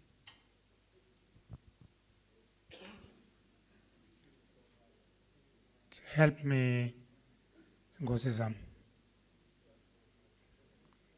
There's a view from Nkosi Masibi. Nkosi Joy.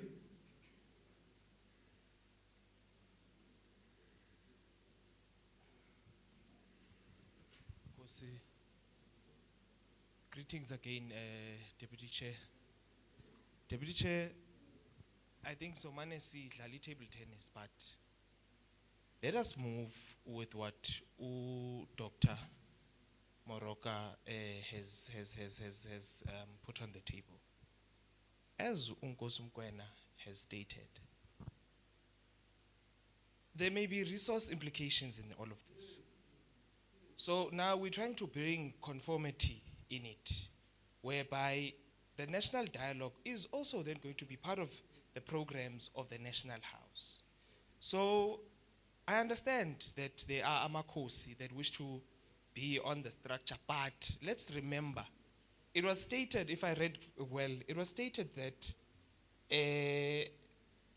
there are not going to be resources as such that are going to go directly. So, inkosi iyazinikezela, or any individual iyazinikezela to be of service for the national dialogue. But now, having the National House being the driver will then bring the conformity that we need, knowing that the resources will come from the National House.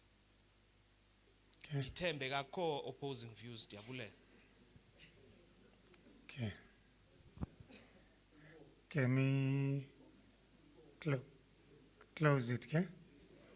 Okay. Thank you, Bahlakazi. Nkosi Thembe, ndibuyisela meeting yakho kuwe ngoku. Uhlalo sekhona.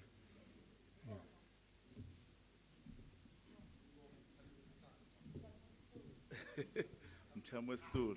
Thank you very much, Deputy Chair. You have managed to resolve that issue that it needed a clarity in a very good manner. Thank you very much for doing so.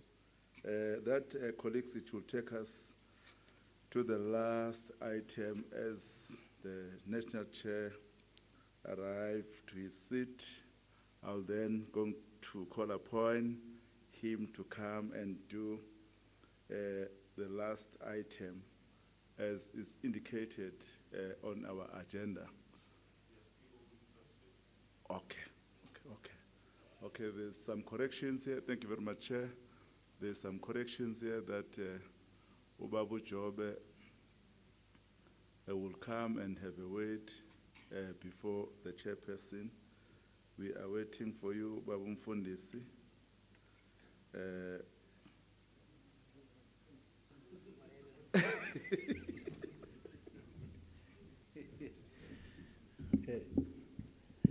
Ngiyabonga Nkosi Mgcini Sihlalo, ngikhahlele ikumkanini zethu ezikhona la nakumakhosi wonke. Umsebenzi wami mncane kakhulu. It's just to go through ama resolutions. Can I have that portable mic so that I can stand there?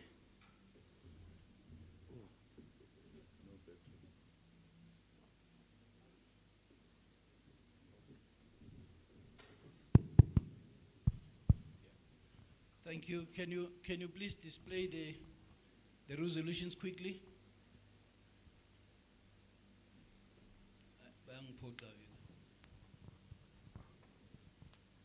Tabitha, are you able to do that?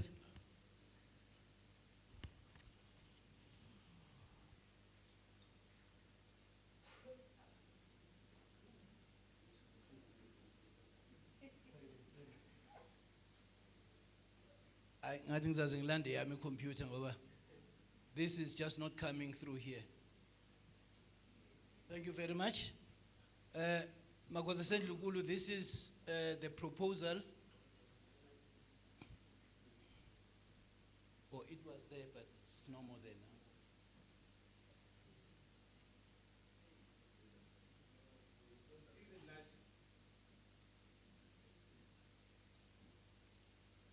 Thank you very much.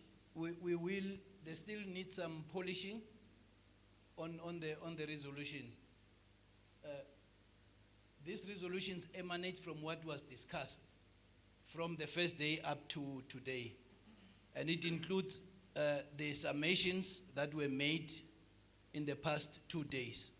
Firstly, we agreed that there's a need for traditional leaders to influence the change of a constitution or to amend the constitution. Now that is given with short, medium, and long term, because it's going to be a process. It will not just be an event. Therefore, that is why we are giving it all the short, medium, and long. Then we've got community meetings. That is Firstly, the build-up to dialogues, which will be held by each and every traditional leader in the Republic. And then thereafter, there will be the normal community meetings, which are required, ukuthi inkosi enye nenye must have on yearly basis.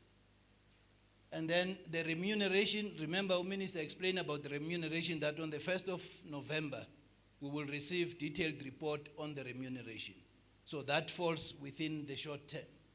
Then there's a unity that traditional leaders should strive for unity so that they prevent our adversaries to come in between them. And that the adversaries will come in different approaches. Therefore, there is a need of that unity which must always be maintained. Now, that is not an event, it's a process which will take the three short, medium, and long term. Houses of traditional leaders should be recognized as entities. Now, here we're talking about national, provincial, and local houses. So that will be a long-term process. It will be short, medium, and long-term process, because there's a need for engagement with government, and then processes of budgeting and setting up systems and all of that for our entities. Then National House to visit provinces to engage the different premiers. That should be a short to medium term. At least by next year, that should have been done. All the premiers where the traditional leaders should have been visited. Full-time status of members of the National House. It goes together almost with that one of being entities, but this one, it should be speeded up. There should be a discussion on the full-time status of members of the National House so that a budget is being influenced for the coming number of years. Please ignore the yellow light, the yellow thing on the one in my computer. It has been removed. Then meeting with the president, there was a request that there's a need to meet with the president so that the plight of the institution is taken up with the president. Let's forget about the recognition of Khoi-San. That will be covered when we're talking about TKLB. Then the other one that follows is protection of SMMEs to be reserved for South Africans only. That is what we had as one of the things that we need to look into. Then political parties to work closely with the houses, short, medium, and long term. So some political parties will come to the party at the end, at the fourth year, whatever year. That is a long term in terms of building that working relationship with the different political parties. Next.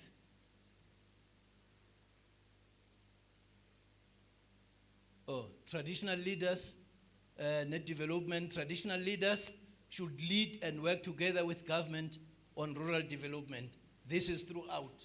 We all know that traditional leaders have different programs on development. We start with, Kgosi will recall, there was, what did we call that one? Well, the second one was Invest Rural. There was Agrarian Revolution, then Invest Rural, and so on. All those are programs that traditional leaders came up with in order to influence rural development. Traditional courts should be adequately funded to discharge justice and maintain peace. Now, in this regard, there must be that particular funding for our traditional courts and especially infrastructure. And Makosa Sentlungulu, all the cases that will be tried will be recorded. And when the appeal is made, those recordings will be taken to the High Court because the appeal will be done at the High Court level. Then the conference spoke about the borders of the Republic. And borders are managed by the Border Management Agency, which is a creature of law. And therefore, we're saying here, there's a need that that Border Management Agency must be adequately capacitated in order to manage our borders with the Republic. So that there will be a need to engage with that agency, and that is a short to to long-term process. Then the elephant in this hall is the Roman Dutch law versus customary law. It is as is. Makhosi Sendlunkulu. The issue here is that there's a priority given to Roman Dutch law as opposed to customary law, and that ought to be corrected. And that is medium to long term. Communal land ownership, here the argument was that mostly there's a usage of Roman Dutch law as opposed to customary law. We all know ukuthi Kgosi iphethe umhlaba on behalf of the community, but the Roman Dutch law will say you must have your own title deed, which is against that. And that's what was discussed here. So the title deed, Kgosi, is the outer boundary. Then the inside part is something that will be arranged. Now that's a long-term thing. Hopefully, the indaba that was proposed by the Minister of Rural Development and Land Reform will resolve this matter. But then we put it at short, medium, and long term. Because it's if we said in 2017 that there must be transfer of land within 6 months, and up to now, 6 months I got paid. So there's a need for us to at least take it to long term. White paper on local government. Now, the white paper on local government, if Amakhosi will recall, the minister said, in the inputs that were made by houses or by the institution, he would want to see the proposal on the amendment of chapter 12 of on the amendment of the constitution. Let me not say chapter 12 and 7, but the amendment of the constitution. And then the TKLB, here, minister then gave TKLB, you remember the yellow thing that I mentioned up there? It's supposed to come here on the recognition of Khoi-San, and that TKLB, when will it be introduced in Parliament and so on, all of those processes, of which the minister urged the institution to actively participate in that. I'm hearing Parliament should be encouraged to hold them public hearings in areas of traditional leaders or in areas where this act will be mostly utilized. Next. Tools of trade. A handbook was adopted, and that currently they're only waiting for Mpumalanga and Northwest to submit their costing, and then it will be implemented in a staggered way over 3 years. That is why Sifage in short, medium, and long term. Safety of traditional leaders, already there's an engagement with the minister, with Minister Mkhunu and current Minister Kashalia. Yes, I did not make a mistake. I just repeated what Minister said. So there was that engagement, and the minister is saying he's continuing to engage on that, but there's a breakthrough that is happening. Hence, on the 1st of November, the minister will give more details, but then we decided to put it over short, medium, and long term, so that should there be any other requirement, it falls within the timeline that we have allocated. All right, customary initiation. The minister has requested that, which cutoff date is September, that he requests suggestion which sections of the Customary Initiation Act must be amended, so that when he starts to amend, he is able to include all those views that have been received from traditional leaders. Local government in Daba, and he is saying that he's appreciating the participation of traditional leaders who in Daba that will be held in September. The minister here spoke as after the Indaba. He appreciated that you will be participating in the indaba. So in that indaba, he said he needed to hear the amendment of chapter 12 of the Constitution. The mining issue, the mining basakon. There's consider developing a structured working relationship with the mining council in order to be able to have a structured working relationship that will implement and monitor what ama SLPs, are they implemented or not? And if they are not implemented or they are not developed in consultation with the community, there's an intervention that is taking place. Agriculture, Isai working together. Isai basically said, we need to work together. Without working together, we are not going to be successful. There's a challenge to both SAI and the AfriForum. They both indicated without working together, we are heading nowhere. But we need to work together in order to defeat whatever that is there, which is an obstacle towards the realization of our ultimate goal. That is up to where we could get without necessarily editing the document. This is what the resolution committee said. Resolution committee. They are still outside. Chairperson.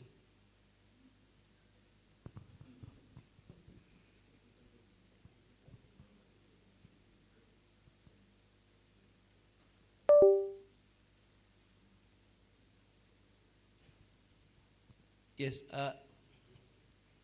Chairperson of the Resolution Committee, as you mandated me to table this, I've already tabled now. Because you were still finalizing, Chairperson is reminded me that, let me ask if this is the true reflection of what this conference has resolved. So that if there's anything that needs to be corrected, let it be corrected now, or so that we do not take something that this conference did not resolve on.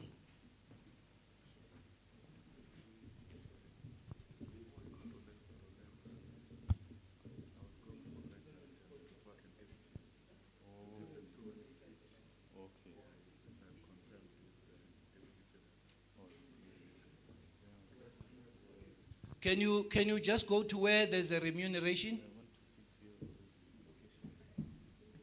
Because the minister promised on the 1st of November, he will be able to give a precise response on remuneration. Because the President has given a remuneration commission up to end of September. Then Yena has given the President the whole of October. And then he believes on the 1st of November, he shall be having the response from the President. That's what he said.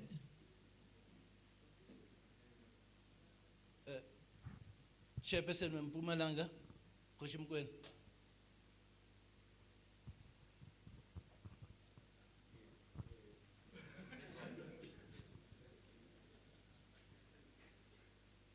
There was a very serious issue that was raised, I don't know by who, but during the deliberations, of the interference by politicians in some provinces in influencing the successor in a particular royal family.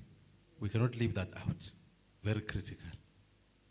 Yeah, I think that one we omitted.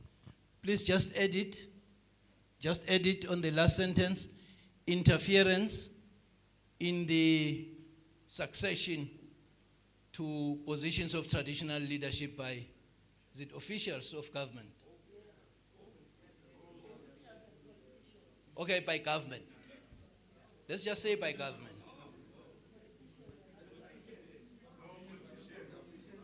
Okay. We all know what interference comes from officials and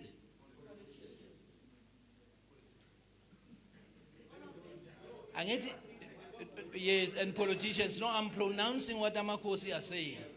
Yes, no. Mdir, have you written that? Thank you very much. Trust me. No, trust me, balekile la. Yeah, say, angithi basebenzise yami computer is not connected here.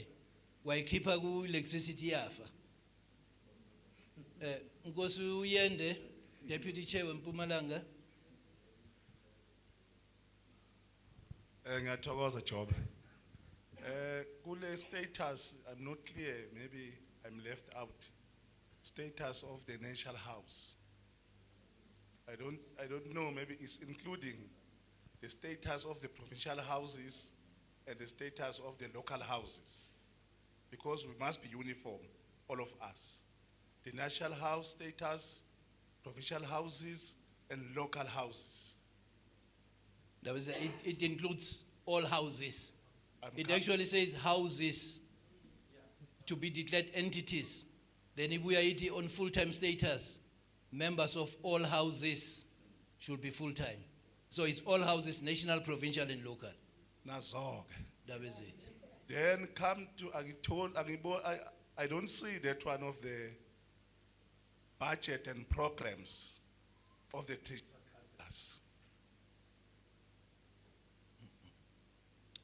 Angikhumbuli sifaka le.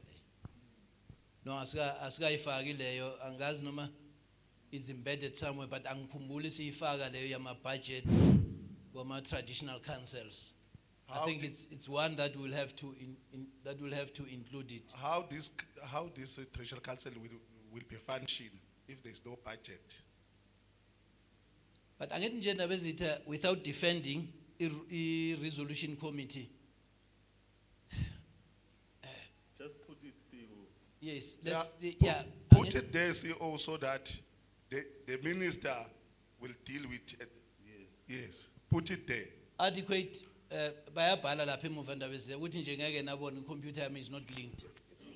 Adequate provision of adequate budget for the institution of traditional leadership, in brackets, traditional council, kingship, stroke queenship councils. Sikhuluma ngabo bonke ngithi. Yes. Izoma njalo le resolution. Cabanga ukuthi these were the only comments that came from Mpumalanga, represented all who attended the conference. Inkosi umthethwa iyavuma ithi yes, ama resolution ngiwo la angazi noma ngiqinisile na. Inkosi umthethwa. Ndaba ezithi Nkosi umthethwa. Nikeza Nkosi umthethwa lapha mic.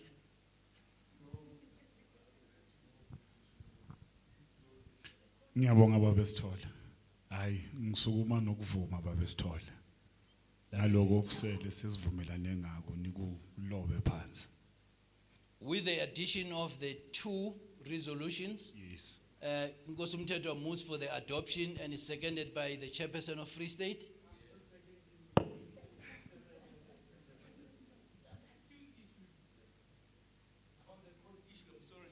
I'm sorry, Secretary. I've never seen the issue of a court. There was a suggestion of saying we need to go to court and say the committee of at least 10 members two-way somewhere. I don't see it there. Do we still want to take the resolution night at Mpumalanga, which was never implemented? But it was raised in this conference. But it was raised. I'm not sure if it was raised not for us to take it as a resolution to leave it, or it was raised not for us to interrogate it, but it was raised in this meeting. We can include it. Kodwa makhosi asendlunkulu, please. Ake ngikhulume njengenduna yamakhosi. Induna yibi wrong. Induna yibi wrong. Singathatha resolution engeke sifuna you've written this one angithi. Traditional leaders to approach court on their powers, functions and roles, I suppose. Mrenak. Yeah, siyibuke nje. Nase kufika isikhathi la ngoba sizoya actiona lama resolutions. Ungasaba ke nokuthi sesizibona simesodo ngoba nakwamanje now we still have an issue on that one, but it's not for me. Bengikhuluma njengenduna. Now I'm back as an official. Kibona Kgosi Pilane. But then ngibona uNkosi Mkwena before Kgosi Pilane. Okay. Then we'll come to the chairperson, who is Kukun. Ke a go leboga, Jobe. I think the issue ya change or addition to the previous resolution we were talking about, ke gore the chairperson in his presentation, opening presentation, he indicated that that resolution was never effected. Ne tshwantseng ke be go patetswe ne go na le commitments tsa di contributions, and that has not taken place except ya Bafokeng. Now I think the proposal was to try and strengthen that resolution, where it says each participant or grouping must start to participate in that process as a committee for the effect or implementation of that resolution. Okay. Thank you. No, thank you. So basically, if we understand that is that this conference resolved to implement the resolutions taken in 2019 regarding traditional leaders taking government to court, because that is what the resolution was saying. Can you, Chairperson, with Kukune, please?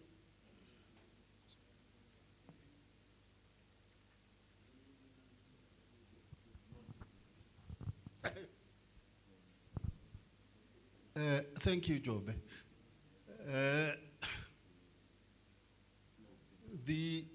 I think the participation of traditional leaders in the municipal councils must be taken into consideration, because according to Section 81, Act number 117 of 1998, Municipal Structure Act, emphasized the point that traditional leaders who are elected as ex officio members must participate in all municipal meetings. But the TKLA came with something very different, because the Municipal Structure Act talked about 20%. Now, the TKLA says the chairperson of the local house must participate in the municipal councils, and he must be accompanied by 2 members. But there's no uniformity here. I don't know what's happening. In other provinces, no participation. I don't know why. Whereas in other provinces, there is 100% participation. Thank you. Yeah, Nizwile Musmakos. What are we saying with the proposal? Do we take that and include it as part of the resolution that there must be participation of traditional leaders in municipalities following the old 20%? Or what is it that we are saying? Are we including that or not? Then when we include it, still, because there's no uniformity. The 20%. All right. The participation of traditional leaders in municipality should be retained at 20%. Angit? Thank you very much. For the adoption of the resolutions with the amendments. Was there any seconder? The chairperson of Mpumalanga House. The proposal is seconded. Thanks very much. That was it. Hey, amandle ngibe nawo up to now ngibiza inkosi isukume. Hey, I story. No kangizolala ngithabalale namhlanje. Is there any Nkosi with a different view No. Bona Kgosi Masibi wants to add, for yes, we adopt. That's what he wants to say. Ke a leboga Ntate Sithole. I don't have a different view as such. The reason for me standing up was that there was confusion on whether to add the resolution which was taken previously by taking this government to court. But I want to throw caution to the wind to the delegates present here that as much as we are taking this resolution today, the 21st of August 2025, in 2017 we took the very same resolutions and now inaugural Indaba. And we have not moved an inch pertaining to those resolutions. So how are we certain that the very resolutions we are taking now are going to be adhered to? That's my contribution on what Mr. Sithole was asking. I'm not against what has been agreed upon, but is there certainty? And are we going to continue reinventing the wheel until when? I rest my case. Thank you, Ndabezitha. Inkosi ngizwe kahle. Thank you very much. Please bear that in mind. Non-figure in your provinces, start working on that resolution because it has to be implemented. The resolution that was taken, it has been confirmed now here. So we're going ahead with that. I was Program Director Nkosi Tembe. I was standing in on behalf of the resolution committee, but the resolution committee had a convener. Convener, do you agree that I hand over to the Program Director? Did I represent you well? You did, Baba Sithole. Go. I did very good job. I deserve a promotion. Thank you very much, CEO Babu Sithole. Thank you very much, colleagues. Now we have come to a finality of our program. We thought we have omitted something here, but we have done our consultation to make sure that all the items that they were confirmed as part of our discussions today, we have done justice into it. At my end, thank you very much, Chairperson of the National House, Kgosi Seatlholo, for affording me an opportunity together with your executive. Thank you very much, colleagues, for being a good audience with your cooperation that you have made. Oh, here's the hand. Nkosi yami.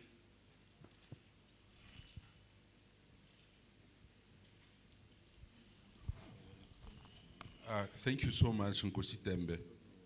Let me apologize firstly for interrupting you because you were about to hand over to the chairperson, and once the chairperson has spoken, then it will be the end of this conference. I'd just like to raise an objection. I've been sitting here thinking that I'm here representing the royal leaders of South Africa, Rolesa. I'll have to make a submission on what transpired over the past 2-3 days.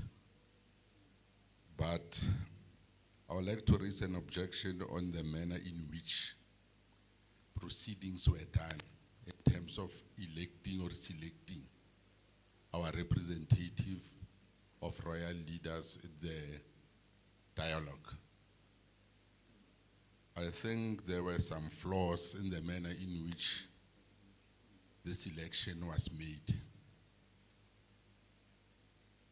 The rules of natural justice were not adhered to.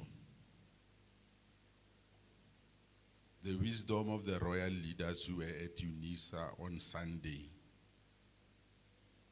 in selecting the 3 traditional leaders who they selected. We never heard their side of their story.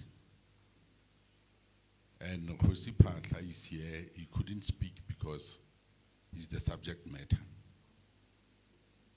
So we have taken a decision in the absence of those who were present at the dialogue. We are second guessing their nominations. And secondly, the second rule of natural justice says you can't be a judge in your own cause. The deputy chairperson of the National House was presiding over a matter in which he had interest in it. So we wouldn't like, as royal leaders, to be seen as fighting amongst ourselves for positions, which we don't even have guarantees of any beneficiation of those positions. The fact that we have resource issues, it has been an issue since time immemorial. Whenever royal leaders are concerned, government will say there are no funds. We have the most bloated cabinet in the whole world, but nobody's saying anything about paying the cabinet ministers and their deputies. So when I report to my constituency, whether my objection is taken into consideration or not, but I will have made an effort to this meeting that proper process and procedures were not followed, whereby a decision was made whereby myself, as a representative of Rolesa, I objected to the manner in which it was done. It was fundamentally wrong, and it didn't ensure that fairness and impartiality was made. I just wanted to put it clear, and I will not speak on it again, that I've raised an objection, and those who put me in the space I'm occupying at the present moment, they will guide me or the organization on the way forward. I thank you.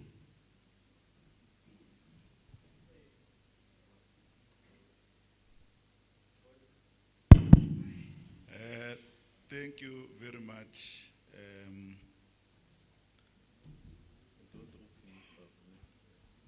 Leadership with that submission. In terms of the program, you are going to be a part of reflecting on these 3 days of our program, but during with the consultation that we have done, particularly to our leaders, including the Royal Highnesses, we all agree that let's not maybe take much time, because most of the things that we have dealt with, it covers most of our concerns. But we do agree that maybe the consultation, it was more of one-sided. It did not reach all of us. But I think with an opportunity that we are given, you also share your concern and the reflection at the same time. Not unless my president over there, Kgosi, you wanted to correct the wrongdoing. I'm not actually trying to open up for longer than what we could not afford. Thank you.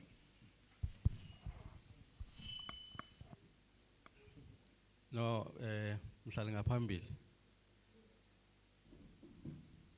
Yabona singayimoshi lento enhle le. Siqale kahle asiqedeni kahle.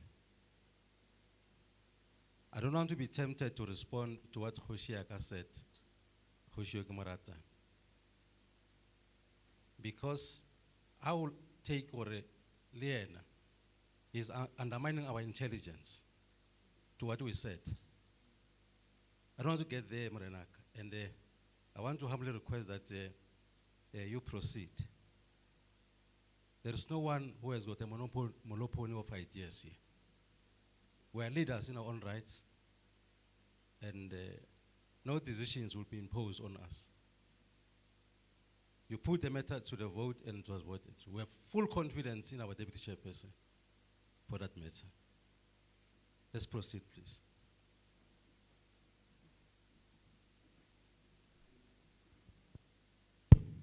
Thank you very much, Kgosi Mokoena. Mine, it was to share a very last word of thanking you of being a very good participants on this particular last day.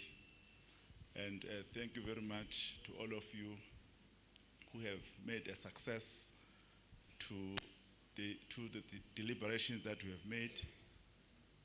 We are hoping that as you leave this place today, you will have a safe journey, safe flights, and you'll reach your families in a very good health. I will then give it to our chairperson to have the final word. Thank you very much.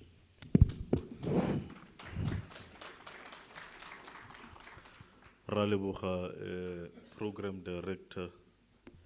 Kgosi, you are reminding me of our black family gatherings. Just towards the tail end of the family gatherings, then the real fights begin. Whether who is right or who is not, but that's usually how it ends. Kgosi Masibu, when I came in, I think it was towards the tail end of where the DC was on the platform. So I was having an interview. So I don't even have the full facts really to comment on the matter, but I will have the secretary brief me on what transpired, so that I can be able to at least comment on the matter as to what transpired and was the decision taken procedurally correct, because I think that's the basis of everything. Any decision can be taken as long as it's taken correctly. That is the important thing. I think that is the baseline of law.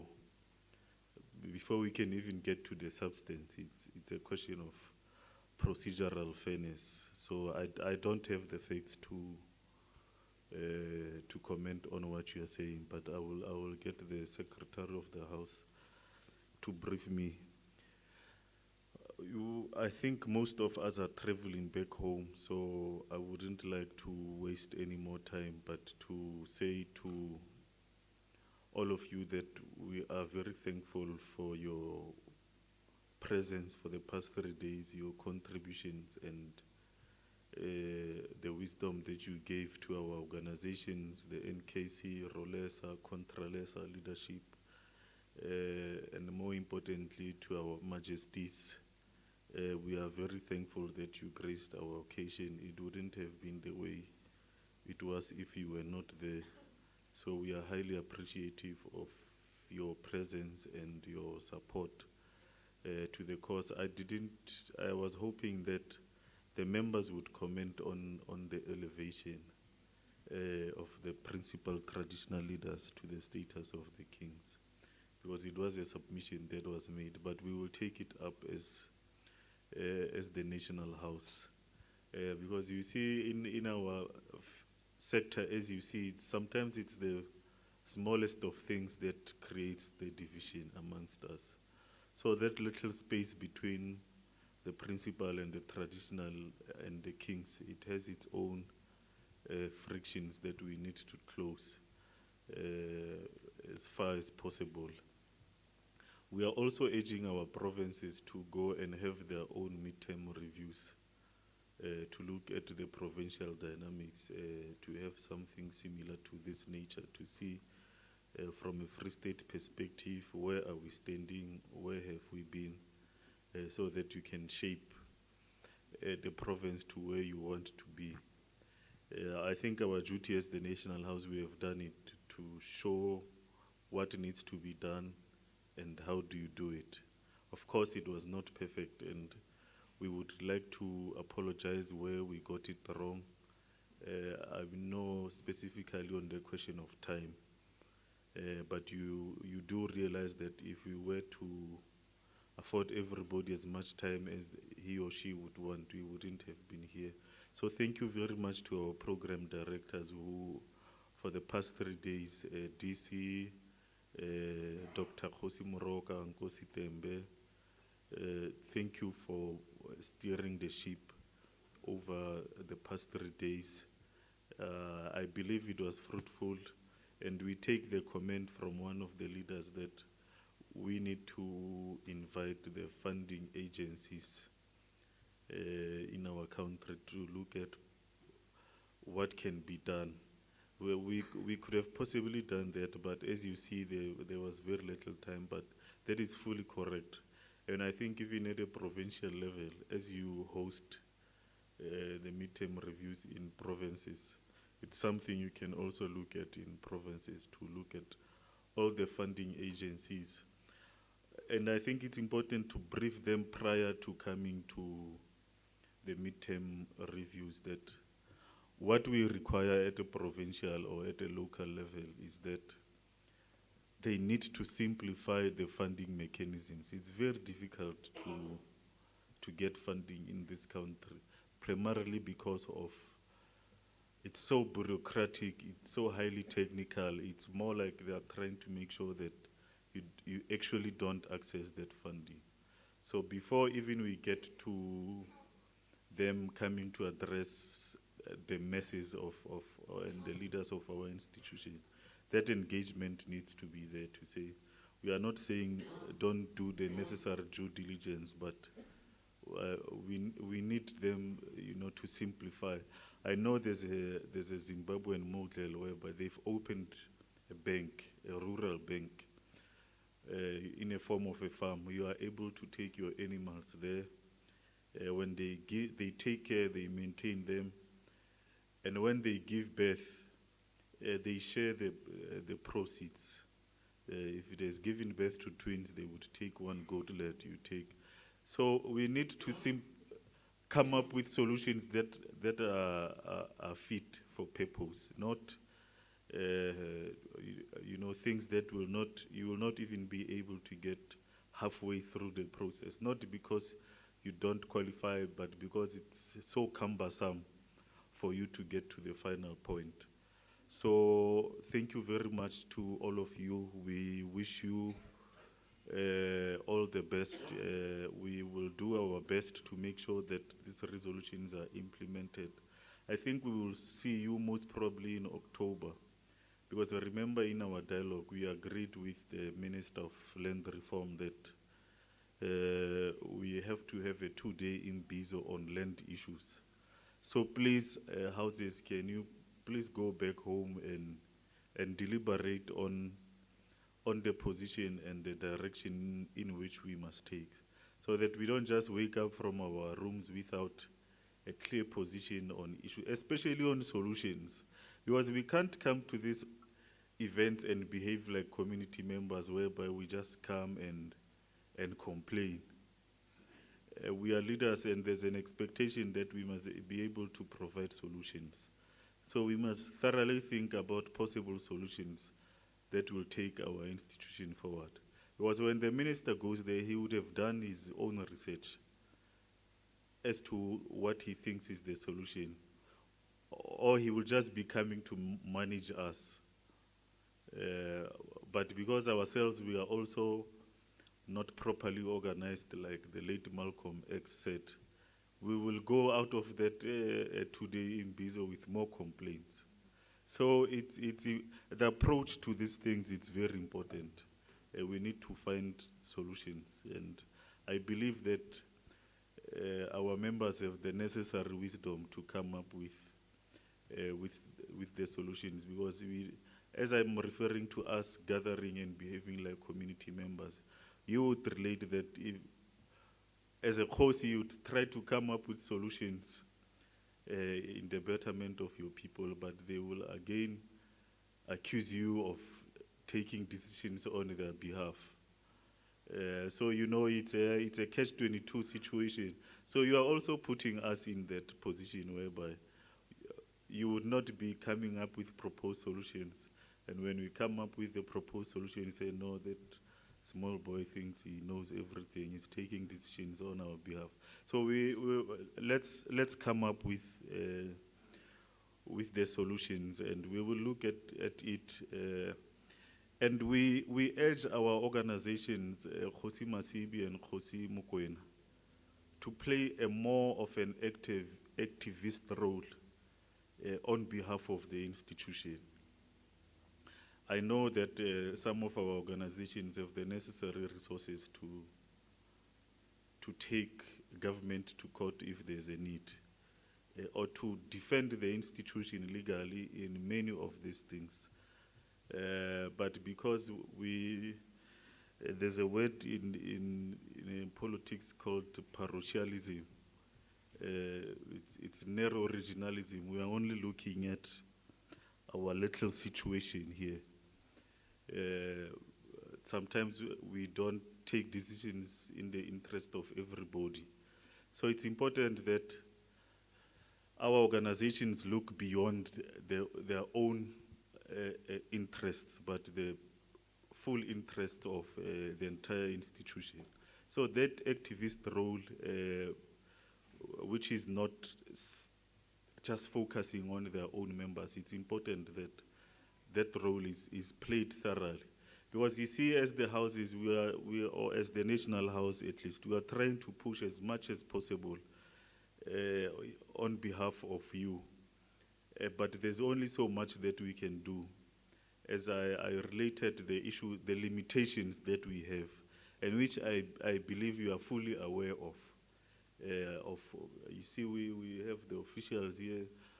They are paid by government. Anything you try to move that is against the government, they'll be the first one to come for you.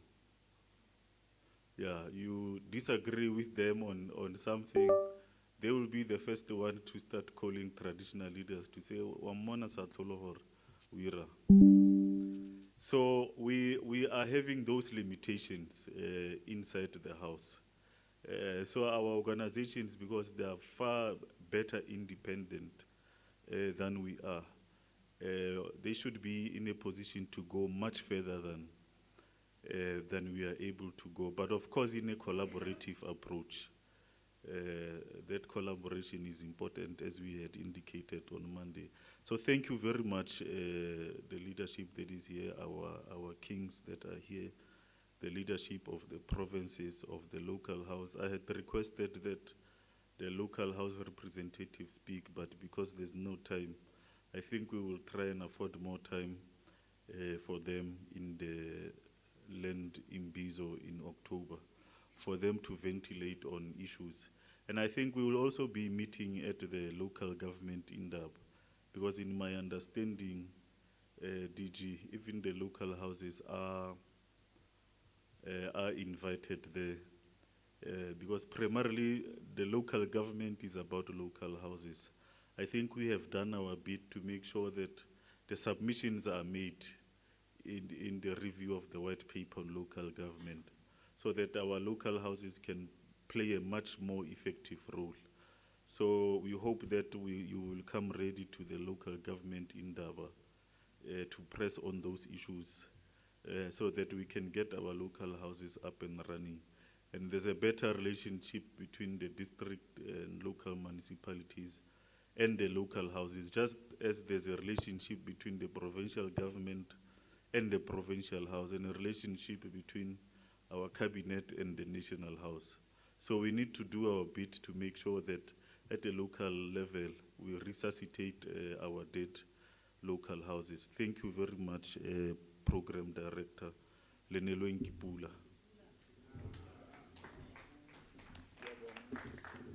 Siyabonga. Bengithembisile ukuthi okwami sekuzoba ukuthandaza nje kuphela emveni kokubonga uSihlalo with his closing remarks. Bengingacela at the back sicele uSiso Faith esibhekele ukuthi ngabe sekulungile isilungeleni lunch. Can you no, I'm sending her to go down there. She mustn't stay sharp. I'm just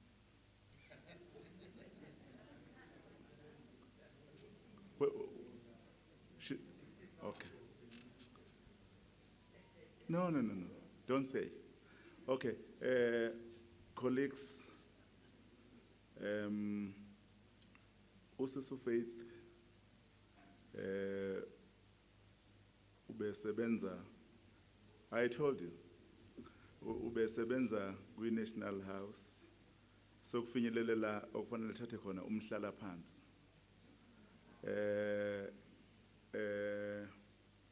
So in humanity, ikona into ethi, we can do something in kind, in good kind.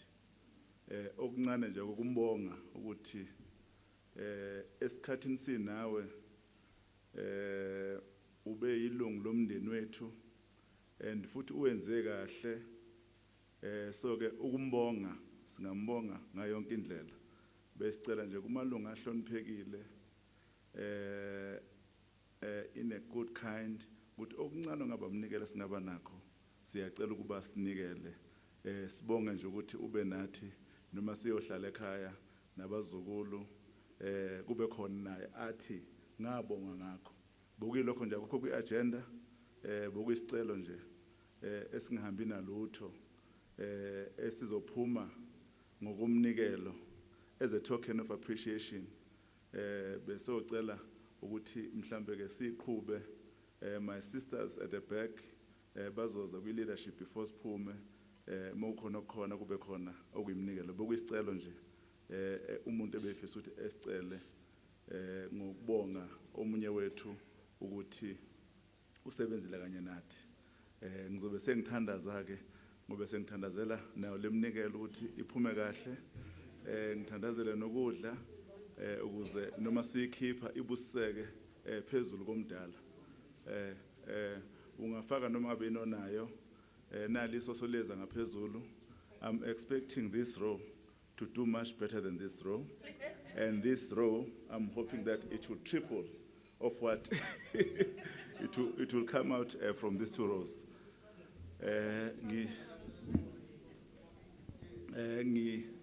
Ngizocela ke ngizocela ukuthi ke sonke sisukume sikhuleke bese ke senze njalo before we leave. Ngizocela sigebisa amakhanda sithandaze ngocela sivala amehlo sithandaze ngocela sithandaze ngokuba sivala amehlo. Baba uNkulunkulu siyabonga kakhulu ukuba ube kanye nathi kusukela ngosuku lokuqala kuze kuzoba usuku lwesithathu lapha Nkosi yamakhosi ebesinikezana khona amasu namaqhinga ukuba Nkosi yamakhosi singayibuyisela kanjani iminikelo kubantu bakho ngaphansi kwalobuholo obukhona lapha phakathi kwethu. Sinethemba ke mdali ukuthi ngelinye ilanga uyakusiphendula nathi emveni kokuningi esesikhulumile lapha esingezokali khona. Siyazi ukuthi kwaba khona uhambo labantwana bakwaIsrael olwathatha iminyaka engama40 bengaphendulekile abanye basala endleleni. Siyafisa ke Nkosi yamakhosi sile sizukulwane singakuboni lokho ke kepha usheshe usiphendule.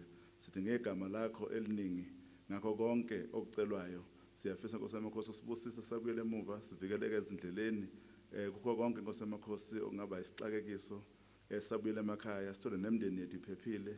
Sibuye Nkosi yamakhosi sifisa ukubusisa ukudla Nkosi yamakhosi okugcwalisa inyama nomphefumulo. Sikhuleke Nkosi yamakhosi ukuthi naleli soso elizula ngaphambili ligcwale egameni lamagama kuze kube manje naphakade. Amen.